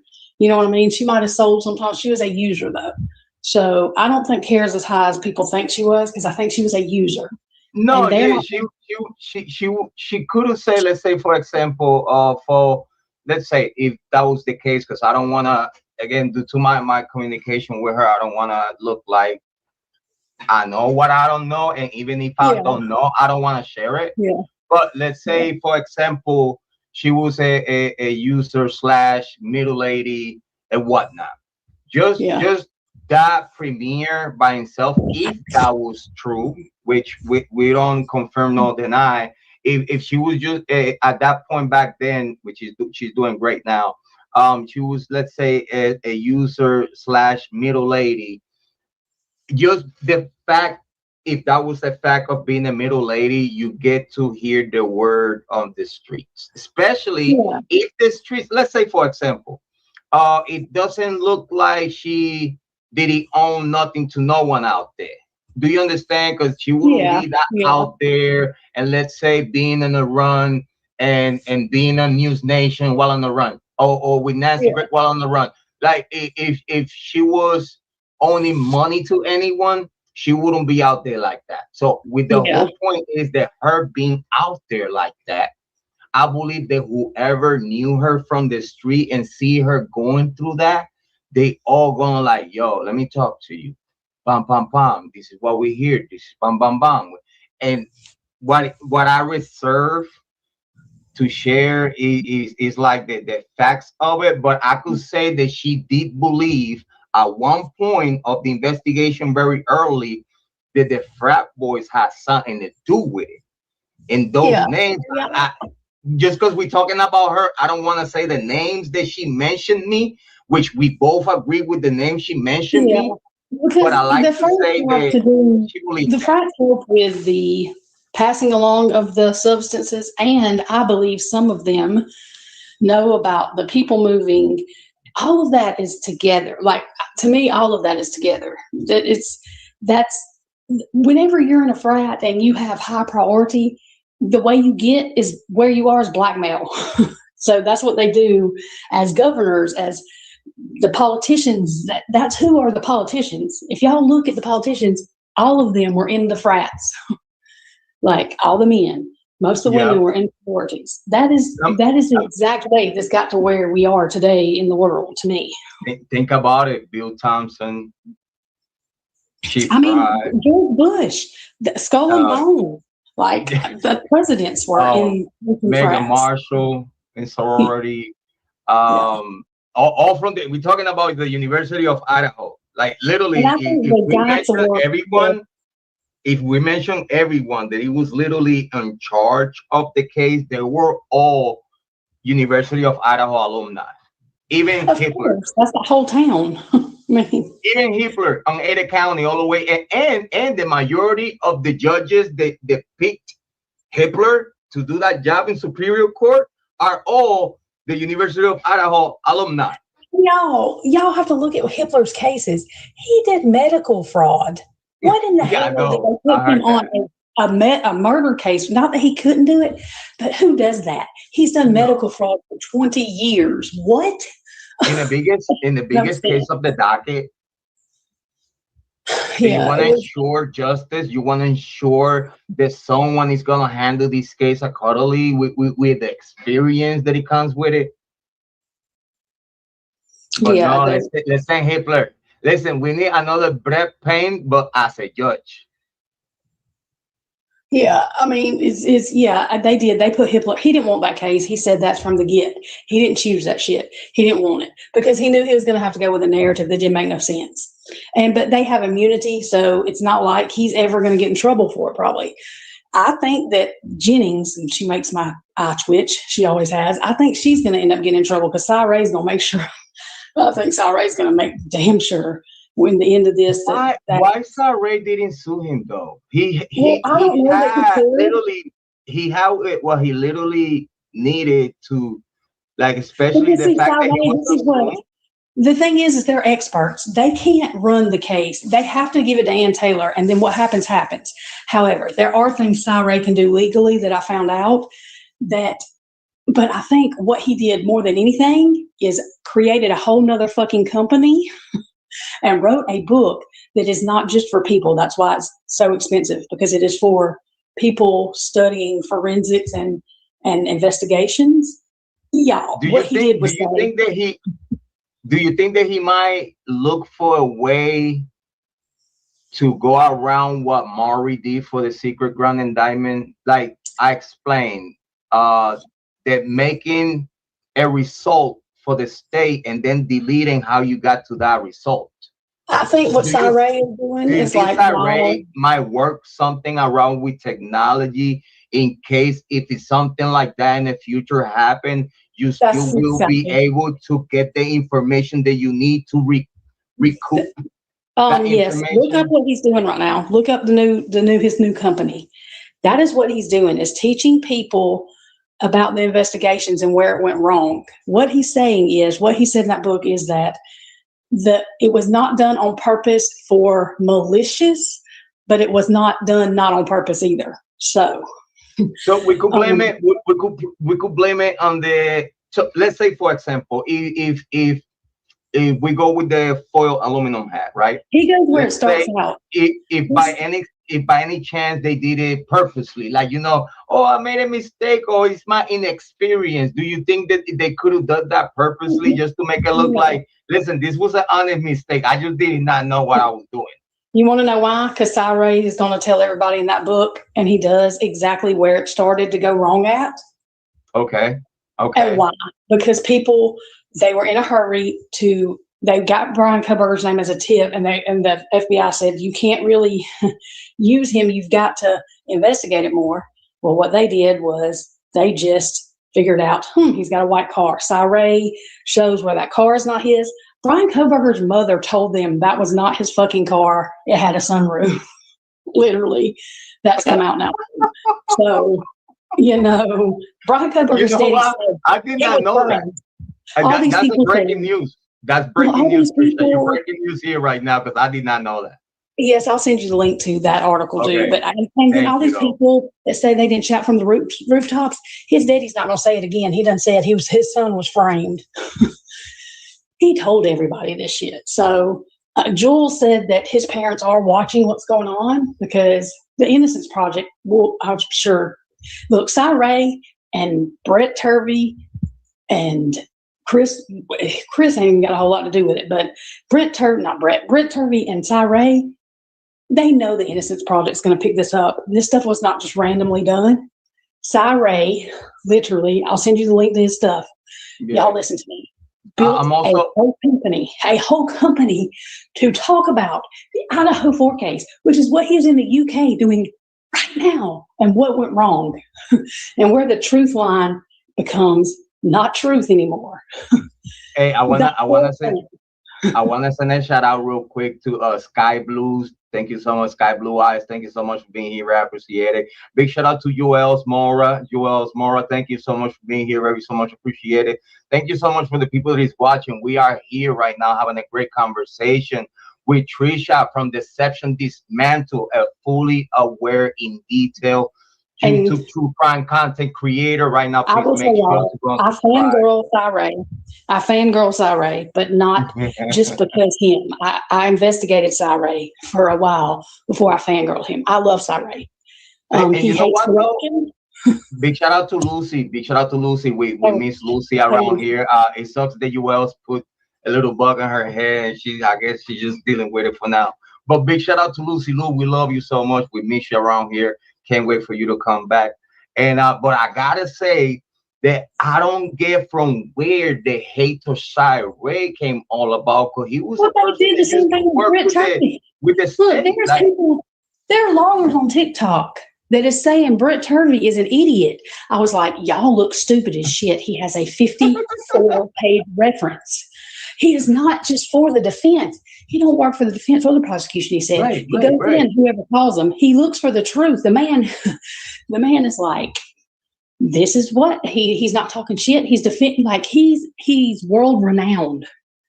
I mean, but don't they have lock up multiple people with the state? Like they literally have worked with the state more than we. No, listen to me. The state's expert knows better, but this is her take. Bryan Kohberger was completely naked and did that. Get the fuck out of here. Get the fuck out of here. I can't. Like, that's the stupidest thing. That's the stupid. I mean, it's ridiculous. What the fuck? The woman put it on the board. Trisha, how was that there? That woman is no on the floor, right? That woman is a professional. What she did was just give in. Like Brett Turvey said, he don't tell people what they want to hear. Bryan was naked, so did he put a glove on his goober? I mean, what is going on? So he was naked and did the whole crime. The fuck? Get out of here. You can't. What? If they would have took that to a jury, get the fuck out of here. It was like what? Like 2 inches of snow on the floor and cold shoes and almost below zero type shit. Like at that time of the morning, let's say. I don't see that happening. Like, I don't know how bad you want to kill someone that you're just gonna butt naked your ass out of the crime scene. You know what I'm saying? And get where? Like you literally got butt naked into your car, and it was no trace of DNA from the victims in your car. Get out of here. Bryan Kohberger did not feel comfortable enough with no connection to these people to go into the motherfucking bathroom downstairs and take a shower to wash off. His car had nothing in it. Right. He was not in his car. He was in somebody else's car. He was not with his phone, which that's another thing that Cyree does, is a behavioral analyst of where he goes all the time, and where he goes all the time is where he went that night. So, but you know what, Trisha? Like, I don't know if you could agree with me, but I have to look at the picture of 1112 of the car. Like what they said, this is Bryan Kohberger. And if you ask me, I used to own a Toyota Celica, a white Toyota Celica. I think it was a 2002. 2001. They had a completely different car. It has like the peak on the side that is almost dropped, and it has like that flare on the side that is pointing out type of. If you look at that picture, I could see a Toyota Celica instead of Elantra. I used to sell cars for a living. Like, I was a manager of a car lot for a living. I could tell about cars. I don't think the white car had anything to do with this crime. I'm going to be honest with you. I think they're full of monkey shit. And I don't think it had anything to do with a white car. I think it had something to do with a black truck and a black SUV. That's my opinion. And then you see a white Elantra with sunroof, and you say, yeah, that's him. And they can't even prove it's him. Like all these people, y'all, they kill me. I can't with some people. I'm like, y'all sound like fucking idiots. Just shut up. I'm like, quit spewing stuff. Don't even believe me. Please research it before you talk it out your mouth. They can't even be mad at us.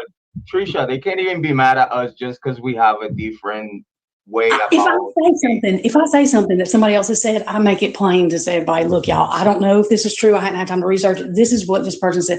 I am not fixing to spit it out like I believe. Hell no. I look like an idiot bad enough doing goofy stuff. But he was naked. And these people, I can't believe that woman even. I just can't even. I can't even fathom that. That's the stupidest shit. I can't. I'm sorry. And then they put the whole career and name on something like that. But the reason is why. Why you even gonna come up with something like that? That Turvey said that woman knows better because he knows her and she's more professional than that. But that is a yes person. That woman right there is just somebody. That's not how you don't have an expert. If you have an expert that's just agreeing with you, you don't want that expert. The prosecution should have wanted the truth, just like the defense wanted the truth. Like I think, I don't know if you heard that back then, this all happened in the first opening after COVID-19. Do you know that, right? Yes, and this is why people don't believe those kids are dead, because of that woman saying some stupid shit that Bryan Kohberger was naked and did it in 4.5 minutes because he become a fucking ninja, didn't know the house, has no connection to them. And Bill Thompson stood up at the plea agreement, which the judge should have put a halt to at the time that Bill Thompson said, we have no evidence, we can't prove anything. We just want him to plead guilty. That's what they said. I love your commentary. You got me dying over here, girl. I mean, I just don't understand. I agree. Y'all, I don't know anything about the justice system. This is the first case I've ever watched court stuff on and read documents. And if I know that, I mean, it was like Pee-wee's Playhouse. The fucking furniture talking would have told us more than Dylan's, I don't know. I don't recall. Oh, fucking what's up with those? Listen, okay, I'm telling everybody now. If y'all think it's a game, pretend to be Dylan and Bethany. Let the cops come to your house and your ass be sitting in there while all that went on. You going to jail? Because I'm just telling you, that's not normal. Your ass going to jail. Trisha, what's up with we don't have no blood between rooms, right? I don't know if you've seen the O.J. Simpson case. Because somebody cleaned the shit up. It was just two victims in that case of O.J. Simpson. Rest in peace to the victims. Yeah. But we haven't such a crime like this one. Then we don't have it seems there is no blood between rooms, but then we have drips of blood on the walls, and all the way downstairs to the first floor. The prosecution's expert, this is the other stupid thing. I would quit my job if I was that woman. Or I would say that I was made to say that shit. I would never leave that shit being what she is. Okay. Listen to me. These are certified doctors, like Dr. Turvey. He went to college to do this shit. He's not just off the street. All these lawyers telling you that he don't have experience or he's just whatever. That's a damn lie. He went to college. So did that woman, the prosecution's expert. That woman said, from Xana's spit or snot, do y'all know how much fucking shit would have had to be to dilute that blood like that? She would literally have to be, I don't even know what animal slobbers, but one of them animals that slobber, like when they shake their mouth like one of them big old dogs, like 20 times that. That did not dilute all that shit. Oh my God. And you see though, like, oh my God, but it's so tough. Like you see like blood stains on the door on Sana. Yes, and listen to me. Dr. Turvey said that Xana fought hard. This is what pisses me off. This makes me all the way mad. It makes me really upset. That Xana fought harder. He's never seen a victim. That means that child fought until she couldn't. And it pisses me all the way off that all these people are sleeping and they're okay with sleeping, knowing that girl, well, that makes me mad. And you see, here's something that I think everybody would be saying since the very beginning, that home, it was really not insulated to the point that, like, you couldn't hear the steps as going upstairs and whatnot. If people was talking upstairs, you could hear it in the second floor and whatnot. If anybody don't think that, watch when they knock it down, how easy. They brought a plow, like they literally plowed the thing down. Like, I'm like, what? I mean, that would knock a house down, but the whole, like, that it was. It looked like it was like almost like cardboard. Paper. Yeah, it was like paper thin. They heard everything in the house because Bethany heard the table. You know what I mean? She heard that table, and just Dylan didn't hear nothing. Dylan didn't see no masked man, y'all. I'm sorry, my opinion. Dylan didn't see any fucking thing she said she saw. But didn't allegedly the Brett Payne and the investigators when they interview her, it wasn't all what they said that she said. Like the record says that she literally said that she don't even know if it was true what she heard. Like they lied on her too. They didn't do a good job either. That PCA, they lied. That was not her fault. They lied in that. She didn't write that. They did. You think about it, that if someone is telling you that at the moment that this happened, they were intoxicated, you want to know what's the level? And they said, Bethany said that Ethan and Xana got home at whatever time. And Bethany didn't say that in any interview that I found. Right. And the PCA, that whole PCA was lies. Right. That's what I'm saying. Like, again, I believe that's why Bill Thompson said that at some point the PCA was irrelevant. Yeah, and Cy talks about that. He said what happens is he did that, the lazy man of writing warrants or PCAs and stuff, and you can't do that because you should have to explain the shit that's not true. The PCA doesn't have to be all facts, you know what I mean? But it has to be some, and none of the PCA was any fact at all. Yeah, because I agree with you. Like it's very a low probable cause to met, right? But yeah, and he said the problem is they sign off on it. The judges sign it and don't, you know what I mean? At the same time, that probable cause was the whole reason they started the snowball effect with Megan Marshall having the warrant to go to Pennsylvania and go and dig into the trash. Yeah, and they didn't even I don't think she got explained the whole situation, but she didn't ask either. So that's what Cy Ray's talking about. He starts from where it starts. He's not just talking about police. He's talking about the whole justice system. Okay. Like I said, the man literally, I'm going to send you the link to it, made a company because of this case. When people try to tell you this book is not about the case and it's not, they full of shit. The man has a company literally in the UK and Germany talking about this case. What's his name? Jay and Bree kind of like don't like Cy Ray. I know, but Jay Embry I like him, but he gets a little too anxious about things, and then he has to go back and backtrack. He don't like Cy Ray because everybody wanted Cy Ray to shout from the rooftops, and that's not how this works. Cy Ray is doing shit like this because what he's doing is covering his ass to and proving what's wrong. He's not just fixing this case. He wants it because this happens in a lot of cases, just not the same way. He don't like corruption. He wants criminals too, but not if you're going to get them the wrong way. He doesn't like corruption. And you see, seeing the whole situation about how the PCA was literally expunged, or let's say made irrelevant because the secret grand indictment was on top. I believe that was two things that I feel that a frank hearing was needed just for the purposes of clear the smoke in the air. And then too, Sarah talks about how it's not, the way they do things is not up to date with technology either correctly. So it's not just bad police. That's what I'm saying. People have to realize it's not just like these cops sat down and said, we're going to plan this. That's not what happened. What happened is this is the way they are allowed to do investigations. So really, it's almost like they don't know any better because they weren't taught any different, okay? They are not taught how to go into a murder scene. And Cy Ray tells you this. He was a cop. They teach you some things, but they don't teach you. You have to learn it, and they need to be teaching them this. And their stuff needs to be up to date. Don't we see in the first 48, the first thing that they tell whatever cops is around is like, no one goes in, no one goes out. I don't care who they are. Yeah, but those people deal with those kind of murders every day. You know what I'm saying? We see them like drinking coffee and having a little breakfast on the kitchen over there in the middle of a crime scene and shit, having a little meeting. Whole bunch of like 10 cops in the living room and everywhere. I'm like, what? Like, what's going on here? And they didn't even know the fucking FBI. I mean,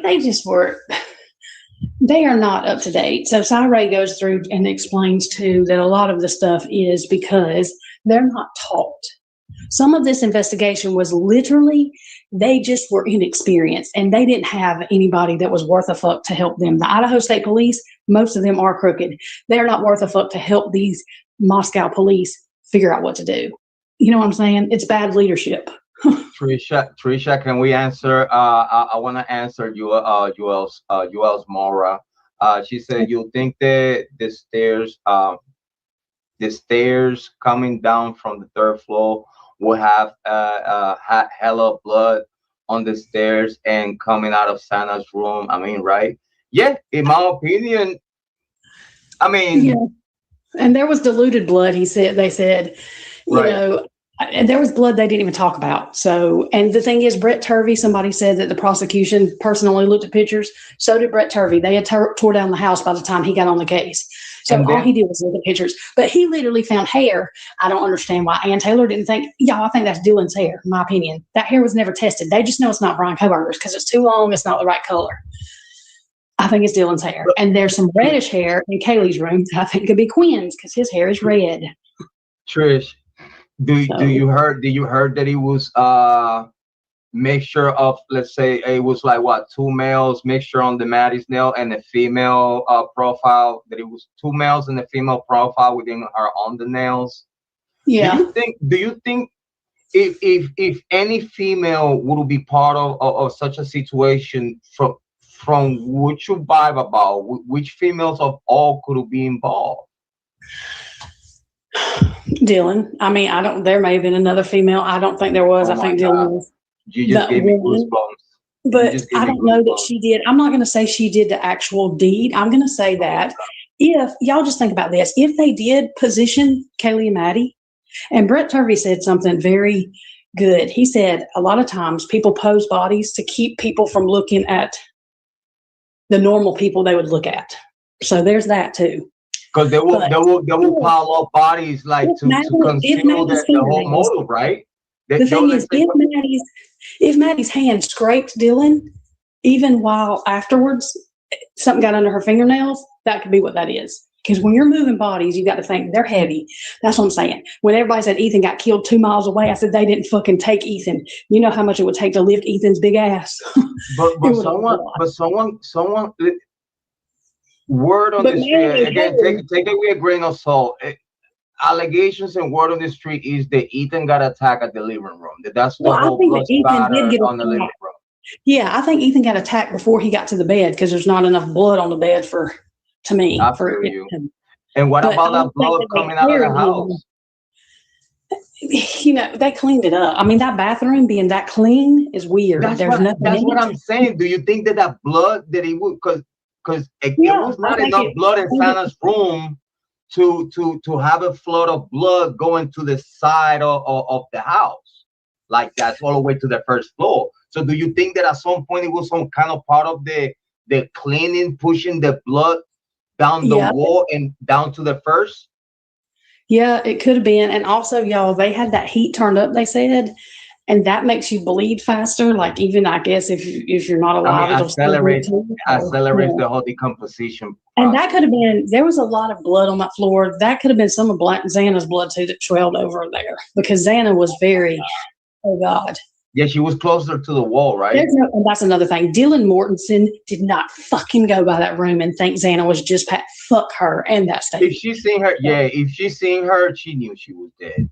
Fuck her and that statement. Fuck her all the way with that statement. Yeah. Okay, I'm sorry. Tell somebody I don't like it. What you feel about people saying that door was closed for a year and a half, almost longer? No, it wasn't closed. She saw her. She saw her twice. She knew. Right. So I believe that was BS though. Like that whole thing. Wait a minute. Who lives in a house and calls people that don't answer? But that whole fucking story makes no sense. Okay, I want y'all to try that story. If you try that story, you're going to jail. I bet you $100 right now. Your ass is going to jail. Yeah, why they do it? Yeah, because you're not gonna say you are such a stress about it. She went too in detail about a fucking masked man and a vacuum cleaner, and because she knew they cleaned. That just tells you there she knew they cleaned. So she's gonna say a vacuum cleaner. You ain't clean no goddamn blood up with no vacuum. Bitch, shut the fuck up. I can't do it. She knows that they cleaned. That's what I'm saying. If you listen to her story, her her inconsistency, she tells you exactly what she didn't see. A fucking masked man. And the whole part about her saying that she don't even know if everything was real or not. Oh yeah, she's full of shit. And like, she might have thought a masked man, but she knew who was in that fucking mask. Okay. But won't you as a cop, would you try to find out their intoxication levels or the toxins or whatever you have in your body to determine like what kind of effect you could have at the time of the crime? You know, because again, by the time the test is done, the level's gonna be lower, but you could determine how high you was. You know what I mean?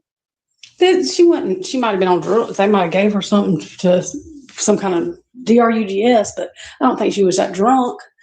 Not drinking no white. I don't think she was. I don't think that she was that fucked up like she said she was, because she told her dad. I think it was planned, and this was the storyline, is what I think.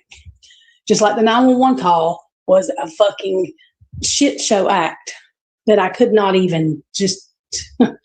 I wanted to go to Moscow and like, I have to stay out of Idaho, but I just want to go slap everybody. Okay. Like, I don't know, but people are sleeping just fine at night.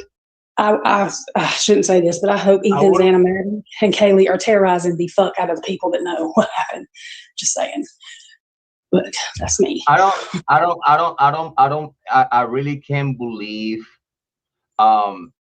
I can't really believe that let's say, for example, they talk about they are so close, and you're gonna see someone that you said you care for and you care about laying down on the floor, and you say that, well, she gets drunk all the time, and I thought she was passed out, like. And they called somebody else to the fucking man. Listen, you don't see the blood, like you don't see the blood. Yeah, she did. And the thing is you don't call people that you're nervous something happened to and not do nothing. You just don't go check on them. Get the fuck out of here. Right, we know Dylan went upstairs at least once. And I think her Apple Watch, we don't have all of her data. And unless somebody else had on her watch, which is fucking full of shit. Okay. So we know she went up 2 flights of stairs once. So she knew what went on with Kiely and Maddie. What, did she just not go in that room? Get the fuck out of here. I don't. And then waiting for someone to go in there like Hunter. Bethany's phone didn't do that. That's what I'm saying. That I don't think Bethany knew exactly what was going on. And when she did find out, then they were like, now you know you can't because they'll blame you, you know. And she's like, whoa, what the fuck? And she knows all the people just got killed. She's not going to run out of the house going, 911? Who the fuck is doing that? Nobody.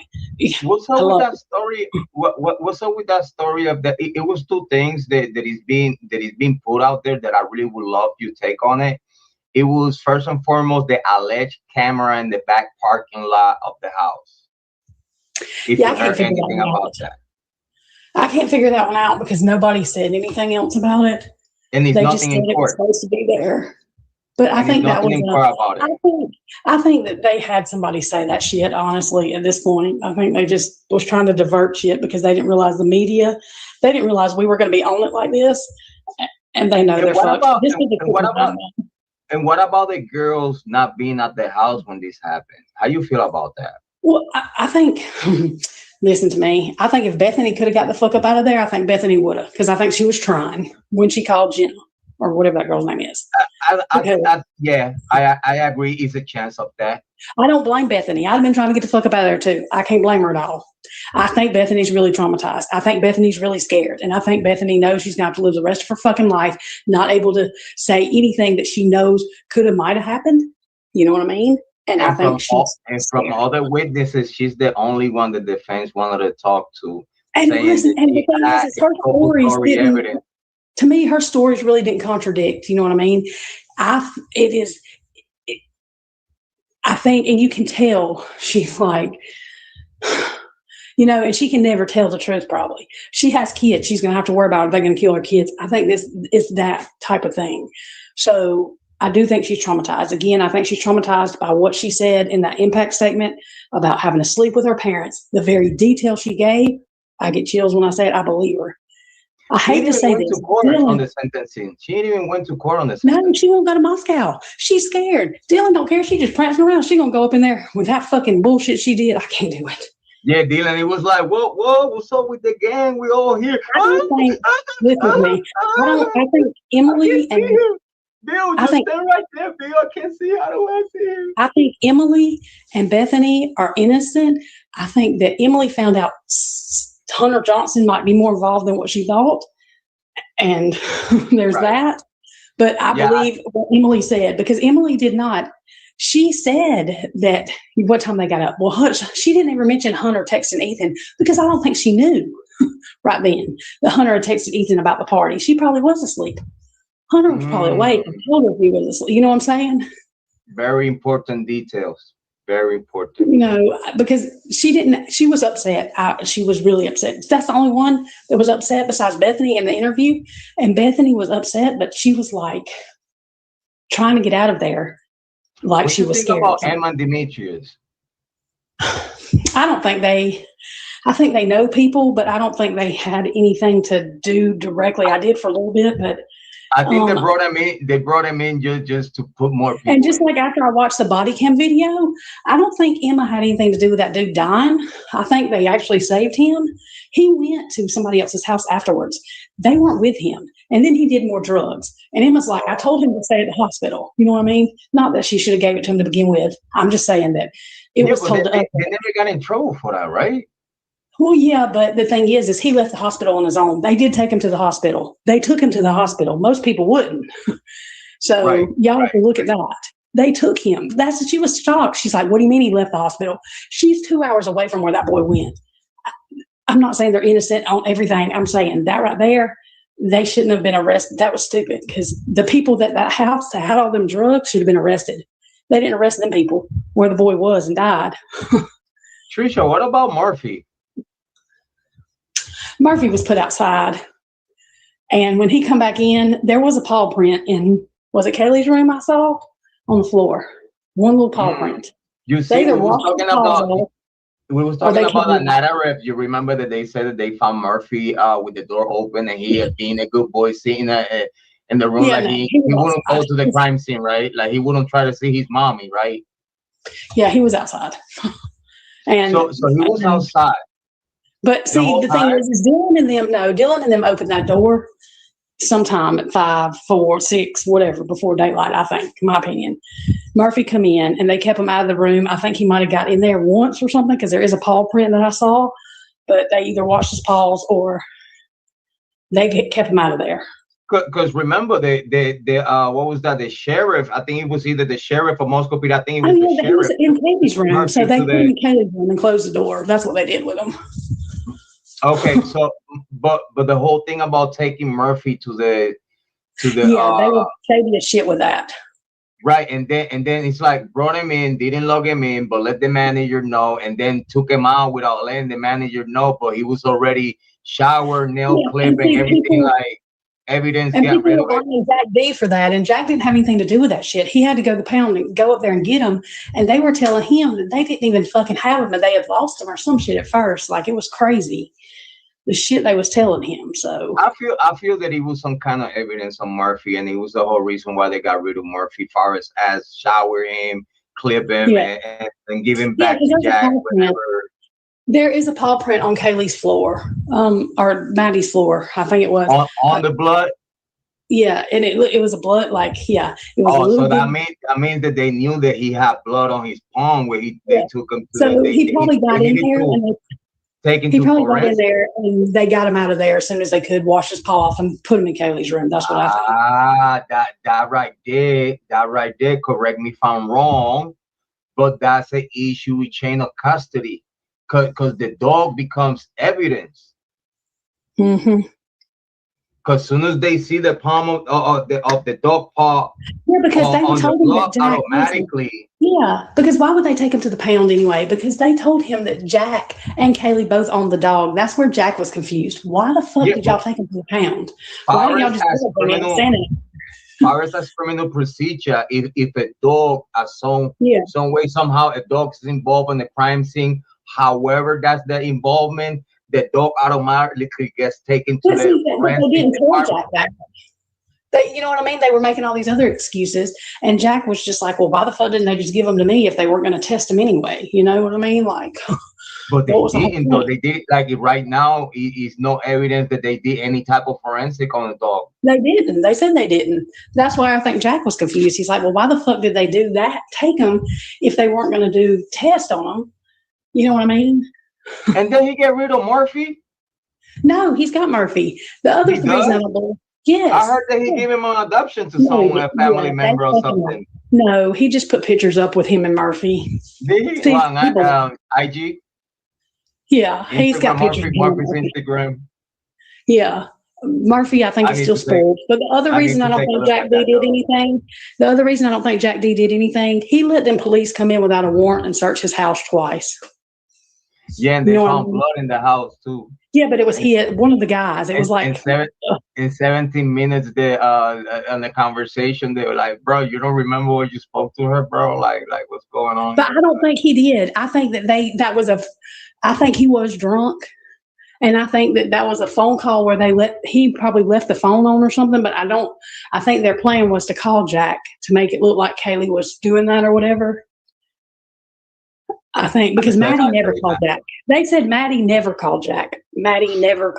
So that's just weird to me. If let's say, for example, you remember we heard the screams at 2:27 due to the whatever they fuck up on the mute button on the footage, right? Because it was muted all the way from 12 a.m. to I don't know how 2:27, something like that, right?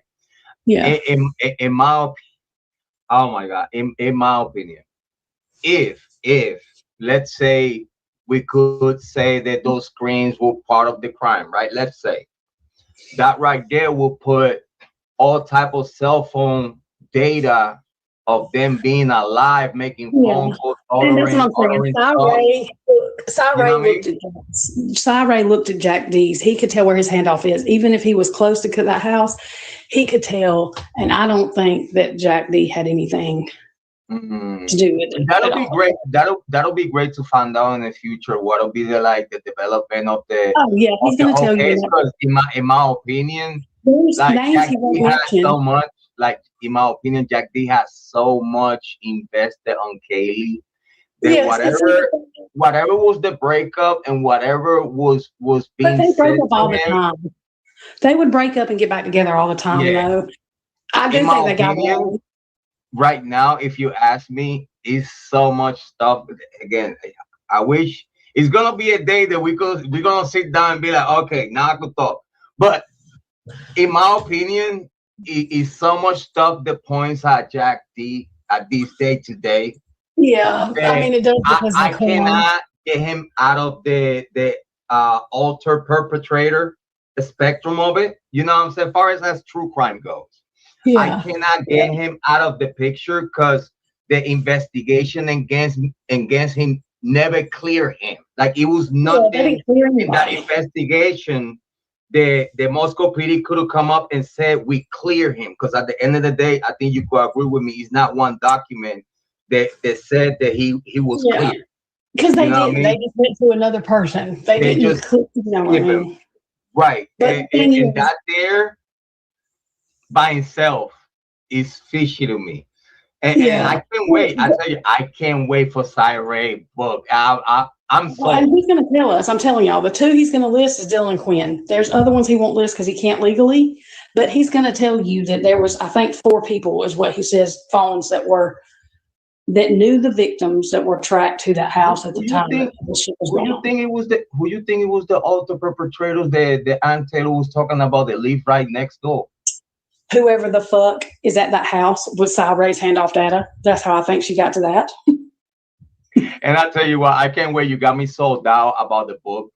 And I tell you what, listen, I almost crossed on myself. I almost had a heart attack because I do my readings. I don't remember a lot of them. I remember what I got about Quinn. And y'all, I didn't think that was going to be the exact way that shit happened. And when Cy Ray, I said, what the fuck?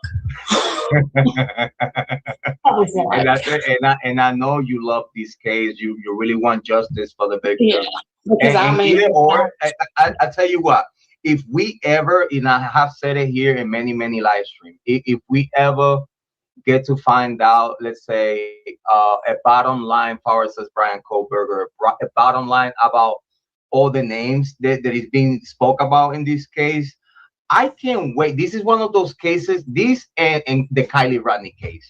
It's the two cases that I wish we had a resolution that is clear. Have you watched Birdie? I didn't used to watch Birdie because somebody said something. But Birdie's thing where he's talking about. I don't discriminate. Like, I watch all true crime content creators. Well, I haven't watched all his stuff, but he was doing something. I don't know if you watched it the other night. He was doing something where he was talking about the investigate, like when they arrested Bryan Kohberger. If you haven't watched that, watch that, because that's gonna answer. I'm gonna take a look at it. Listen, I know that I put a live stream. I like to pick on my content creators. I love y'all. You know what I'm saying? But listen, I have to pay a little bit more attention to Birdie, and I'll make sure I do that, and we will talk about it. Also, can we have a book conversation after the book come out? Yes, that'll be great. Because I mean, I love, like I said, I investigated Cyree before I said I loved him. Like, you can't tell me shit when Cyree's talking, because that's just how I am. But I've watched everything the man's done, so you know. Someone I would love to hear full opinion on everything that is going on after the book come out is you. That I'm definitely I'm looking into that. Again, I have you I have your notifications turned on, so anything that you put out there, even though I don't comment, I'll see it. You know, I'm not trying to send no hate your way, because you know, if people see me in the comments showing you love, man, fuck Jrod. Fuck Jrod. I don't care. And I'll tell them that it don't matter, because you know what? I don't care what people say. I'm not doing this for clout. I don't care if I never have but the 2,000 people I have. I'm doing it because I feel like I'm attached to these kids now, their souls. I didn't know them when they were alive, but they're like my best friends now. And as dorky as that sounds, Xana's always I'm just very attached to all four of them. Xana and Ethan, I've been more attached to, but Xana especially. Like, you can't tell me I don't talk to her all day long, because I do. I gotta say, I love your passion about this case. Like, the honesty and the good energy about you, it has come out since day one, and that's why I appreciate you so much being part of. And I'm not I don't consider myself a pro burger. Do I care about Bryan Kohberger? Yes. If he's innocent, he don't need to be there. But I am not writing him. I'm not a pro burger. I'm pro Kiely, Maddie, Xana, and Ethan, and justice. Me too. And honestly, a lot of people call me pro burger and whatnot, but it's like, dude, you have to feel for these young adults. Like, it's no reason for them to go through that, and their families neither. And if he's a minute benefit of the doubt, I want that benefit of the doubt to be out the way. Yeah, and if he's innocent, I am for him, because there's no sense in him being in jail. What's the point? It's not the people that did it. It's not serving justice.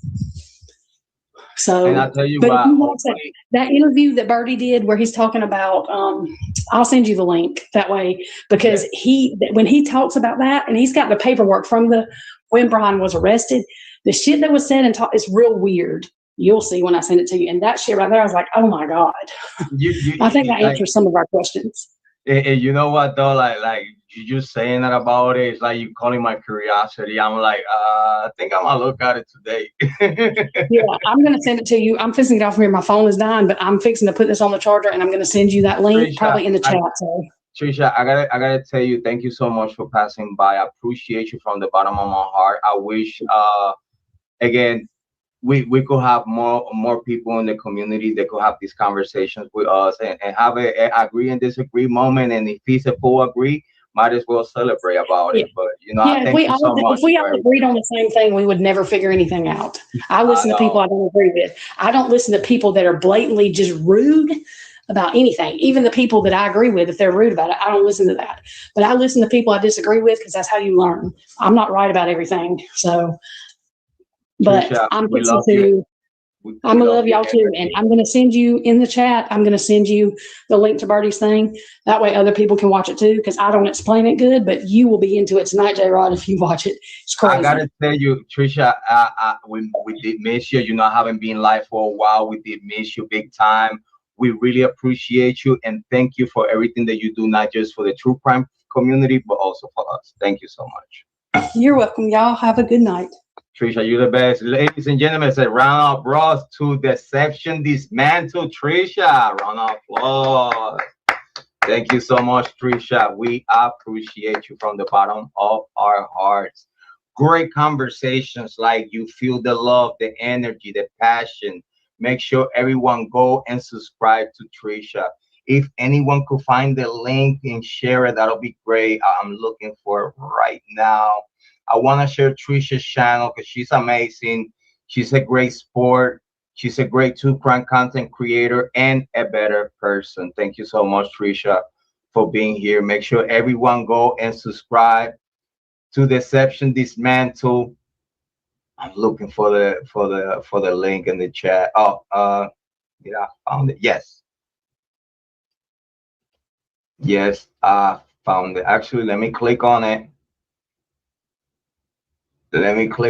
So like that, I could get the whole link and share it for our beloved sister, true crime sister. Make sure everybody please gonna hit the link. That's her channel. Make sure that everyone go and subscribe to Trisha and Deception Dismantle. She is one of, if not the best, of true crime content creators that we have here in the True Crime Nation YouTube. Just as well for Kathy from the Indie Song. We appreciate Kathy so much for everything that she does.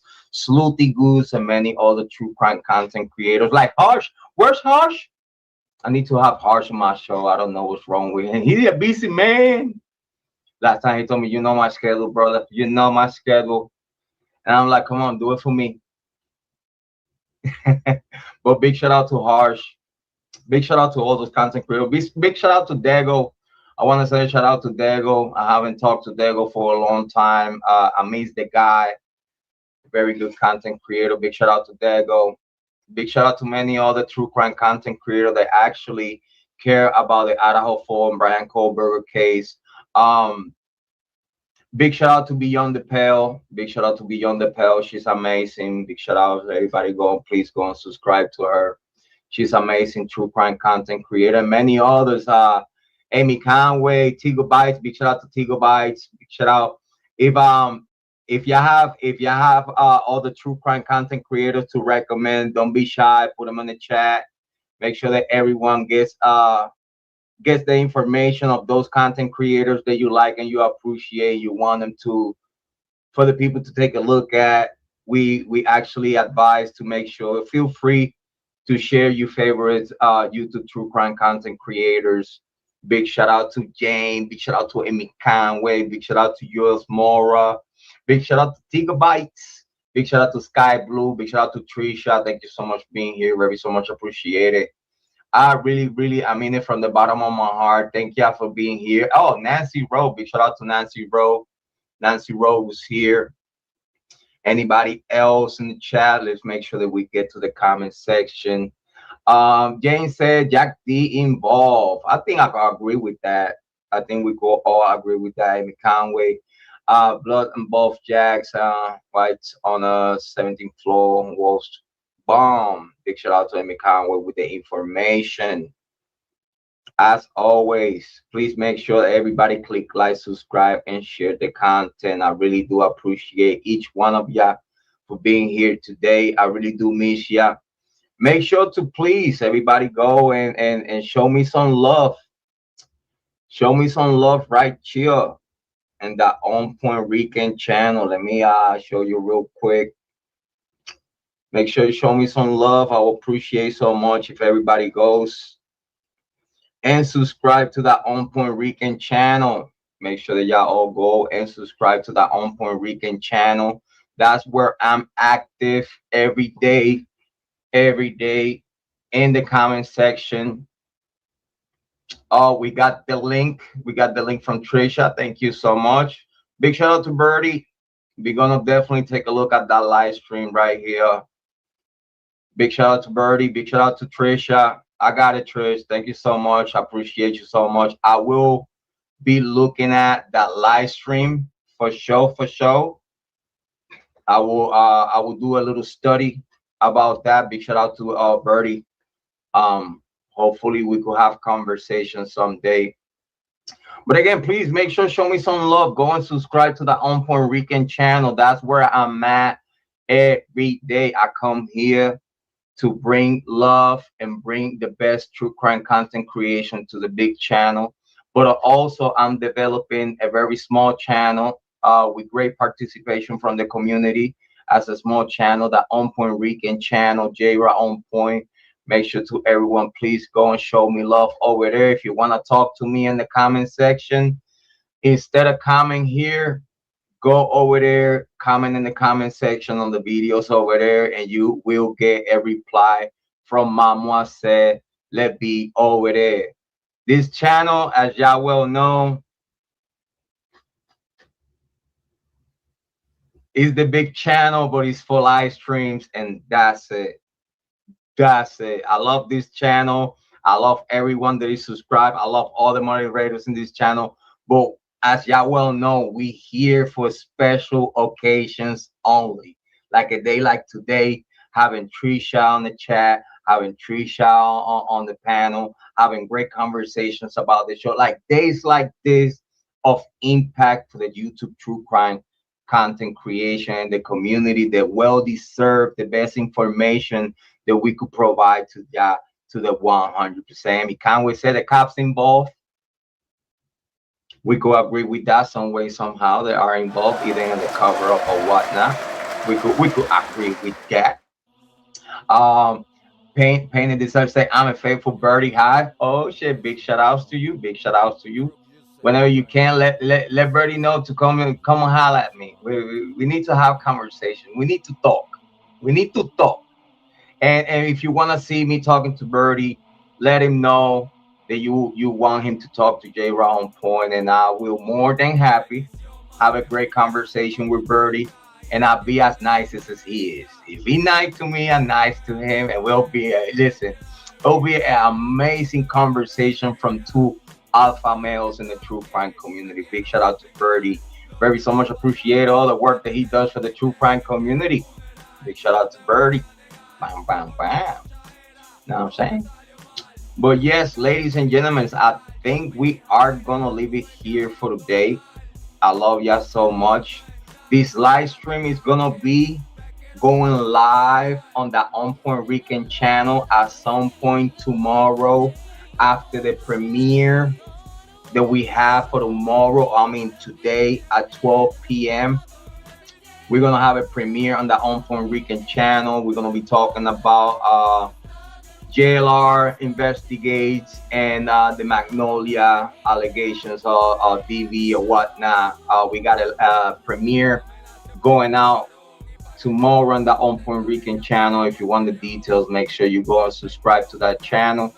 And also, again, this live stream is gonna go live over there on the On Point Rican channel for show purposes, and we're gonna make sure we refurbish and put the show out as we always edit with much love and dedication for the true crime community.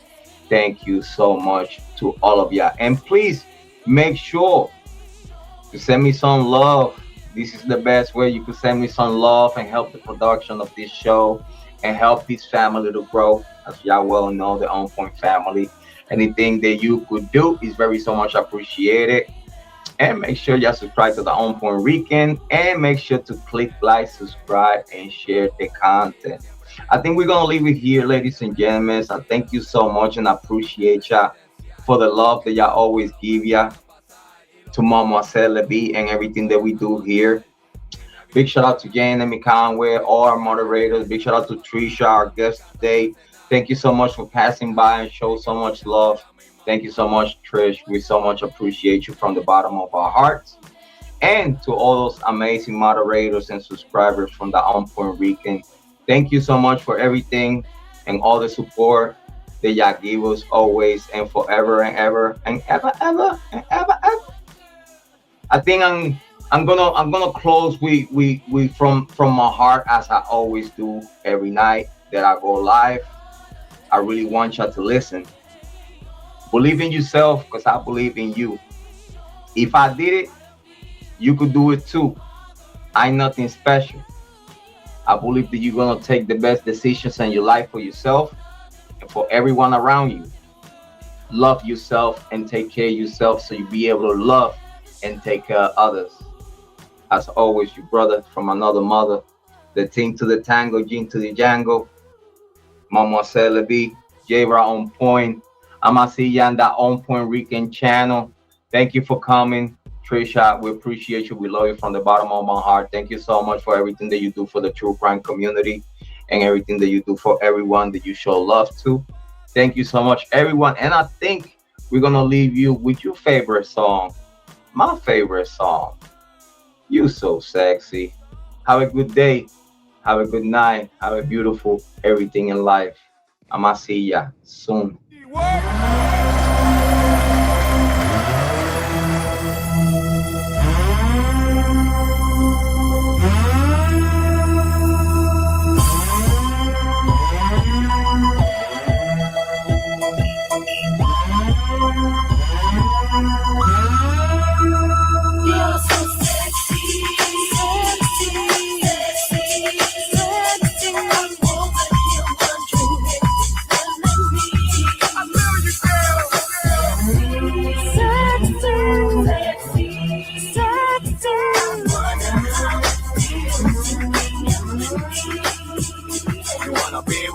I wanna be with you. Ya tiempo para que lo nuestro salga a la luz. Sexy Millal, la que me tira a la guiña, aunque andes con su man, vamos a misionar. Come over here and let me know your name, boy. Your sexy smile got me checking for the seal. You caught my eyes and I'm seeing if you're single. Do you wanna get to know